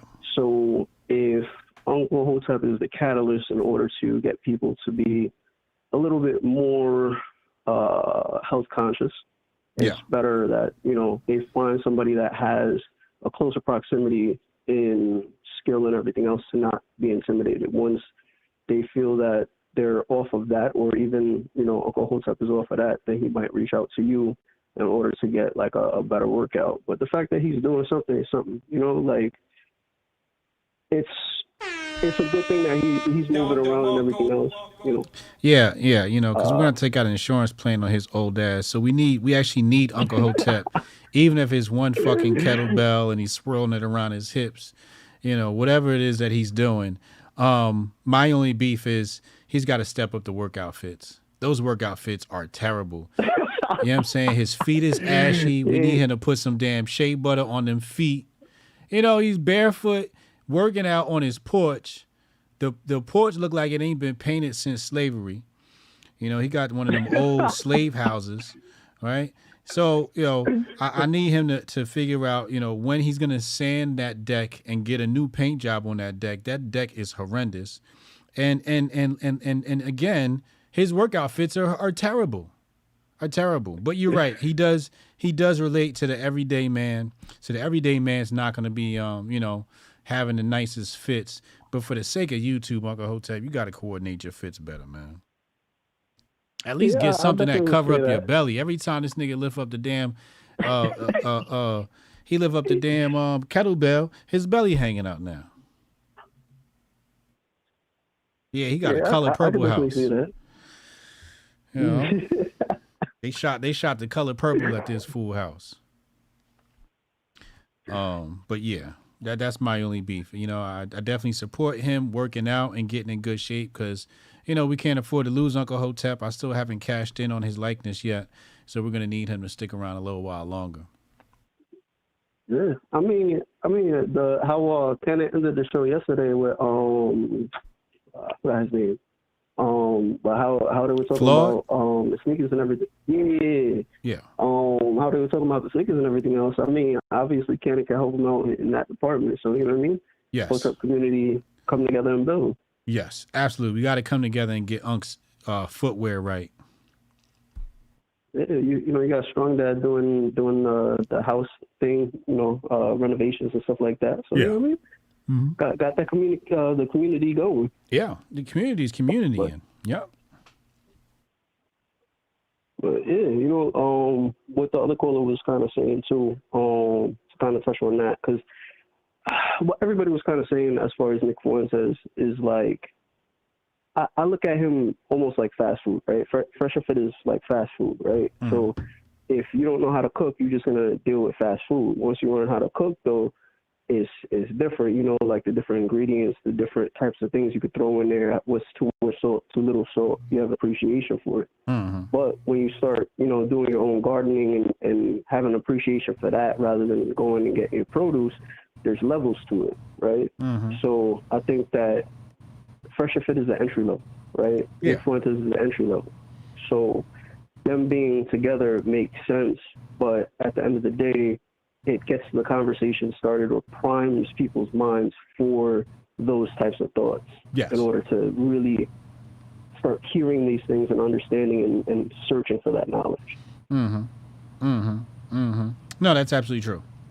That's absolutely true. It gets the conversation going, puts things in people's minds that ordinarily wouldn't have been there, and starts conversations. You're right. You're right. I mean, we've all been there. Some of us have been removed for quite some time, but yeah, you know, we've all been there at one point in time. So correct. You can't shit on somebody else's journey. So yeah, and some people even like you know, like the kids now, they like Andrew Tate, you know, and you know, if that's the way they get onboarded, you know, so be it. But at least they're getting the right message in their minds, you know, or close to it at least. Yeah, exactly. And one thing I definitely do want to point out, because y'all had said something about Strong Dad, and you don't have to have a kid in order to be a strong dad, and I really had to kind of live with that for a little bit. And yesterday kind of came through for me. Because I got a brother that's younger than me, different mother, same father, and you know, I kind of had to pave the way in the sense of not having my father in my life and him same way, but me kind of being that person. And now understanding the knowledge that y'all gave me, you know, understanding that I can live my life in a way and put pressure on him in a way and speak to him in a way to live his life in a better way. And we got a younger brother too, so I got to start priming him in order to reach our younger brother. So I always say if you want to influence the youth, man, be what it is that you want them to be. Of course. Yeah, got to exude the excellence. That was hard, right? Because like I was always into like car culture when he was younger, so he looked into that, and that's who he is now. But he's not seeing the moves that I'm doing now. He's starting to change, starting to, you know, do his stocks and everything else, but he still doesn't really understand fully what it takes to get in pretty much he's reaching 30. So, you know, we're talking about that. Like, you got to sit down and understand what you really want out of life and really put in the work, make the sacrifices and everything else. Yeah. So it took a little bit of time to sit there to get him to a place where we could really talk about that. You know, like he doesn't have his GED now, and he's looking to kind of move forward and do like airplane mechanics. It's like, yeah, well, you need to sit down and do all of these things, right? Like, you got to get your GED. Yeah, you're now working in the airport, you have it in, but just because you're training with that doesn't mean that you put that aside. Like, you have free time now. That's an hour that you could put towards your GED. That'll push you further. Yeah. And, you know, look into the airplane mechanic to see if that's something that you really want. What do you do once you're in there? Like, how do you excel from that? Because our father is a mechanic, and, you know, he's not doing anything with it. He never set up any retirement. He has 8 kids, doesn't take care of them. So it's like, if that's not the life that you want to live, then you gotta, and he specifically said that, like, I don't want to be him. And I was in the same place, but I was like, you gotta sit there and map out your life. Because at the end of the day, the same way that 30's coming up quick on you, 40's going to come up even quicker. So, yep. When you have a plan to outrun and everything else, you know, it's not you're going at the winds of the river and the current, right? You're paddling and navigating the rivers to lead you to where you want to go. Yep. Exactly. Yep, you nailed it. So I say all that to say thanks and keep up all the good work. You know, the people that need to hear it will be the people. You know, the followers will come. The whole Ice Cube thing will come in time. You know, just keep on doing what you're doing, bro. Yo, salute, man. Hotep and Bill. All right. Tenfold do-rag on the check-in. We're back tonight, Uncle Hotep. We got a lot to talk about. We're going to talk about the Nick Fuentes stuff tonight. We're going to talk about Hunter's cocaine in the White House. I got to take a look. Producers, shout out to our producers, Jabari, Jason, Chad, Taylor. Shout out to all our producers. I'm going to take a look at what topics they got for us this week, and then I'll distill them down and send them out to Unc.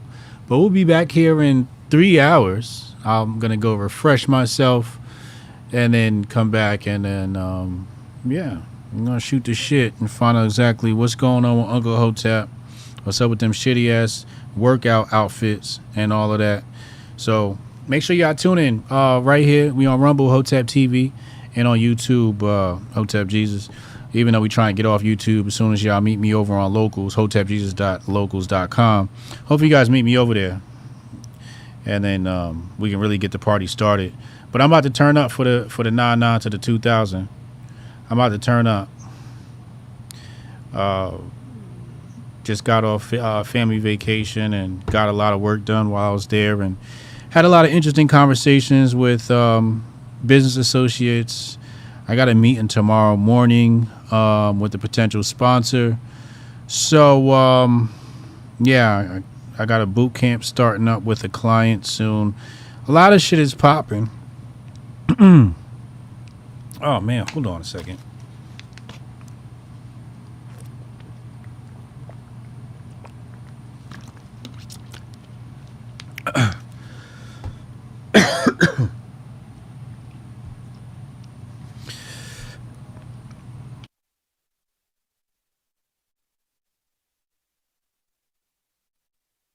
Damn, almost died on the live.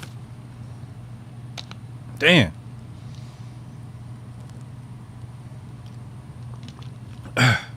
Woo. Almost got me. Almost took me out. If they asked, it was a white man that did it. If they asked, a white man did it. He came and poisoned me live on stream. Y'all seen it. So they can remember my name. You know, black men who died at the hands of white men get better promotion. Hotep, you're a genius. HotepJesus.com. But like I was saying, yeah, big things popping. I think they fixed my locals page too. If you go to my locals page, I think that's out. And although I think hold on a second. They still have to locals, if you're listening, I need you to hold on. Chrome. Where's Chrome? Let me go on Chrome and see if they fixed my image here. Hotep Jesus .locals.com. Here we go. Yeah, that image is, it's low res. Why did they lower the resolution on that photo? I don't know. Anyway, it looks you know, fairly decent on mobile. I would like it to be higher definition, higher quality photo. I sent them high quality photos straight from my Dropbox, so I don't know what's going on with that, but you know, it's a whip. It's a whip. More on Rumble. Make sure y'all subscribe on Rumble. Some people are saying, you know, how do you support Hotep Jesus? It's very simple.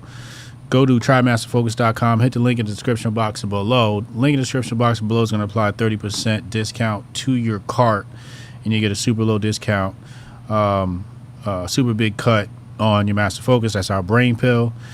Yeah. That's the best way to support me, man. Support my companies. Support my company so I can make that bigger, better, and badder. There's some things that we're going to be moving around with that initiative. For anybody who doesn't know, I own that company. I started that company with my money. I'm 100% owner of that company. I only have one partner. Shout out to Alex. We're moving some things around branding wise. So you may see me a bit, you know, poking here or there, asking you guys questions, and but yeah, we're new changes coming to the whole Master Focus situation. We're getting bigger, better, badder, more laser targeted for our demographics. Good things coming out of that. So look out for changes coming soon with that. And then, yeah, you'll see.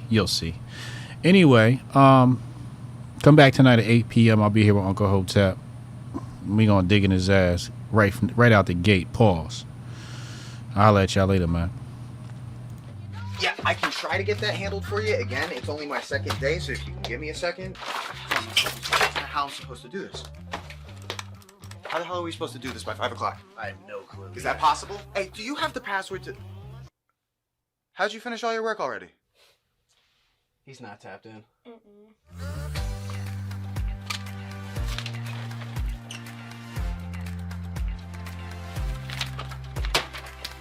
How'd you get that done so quick?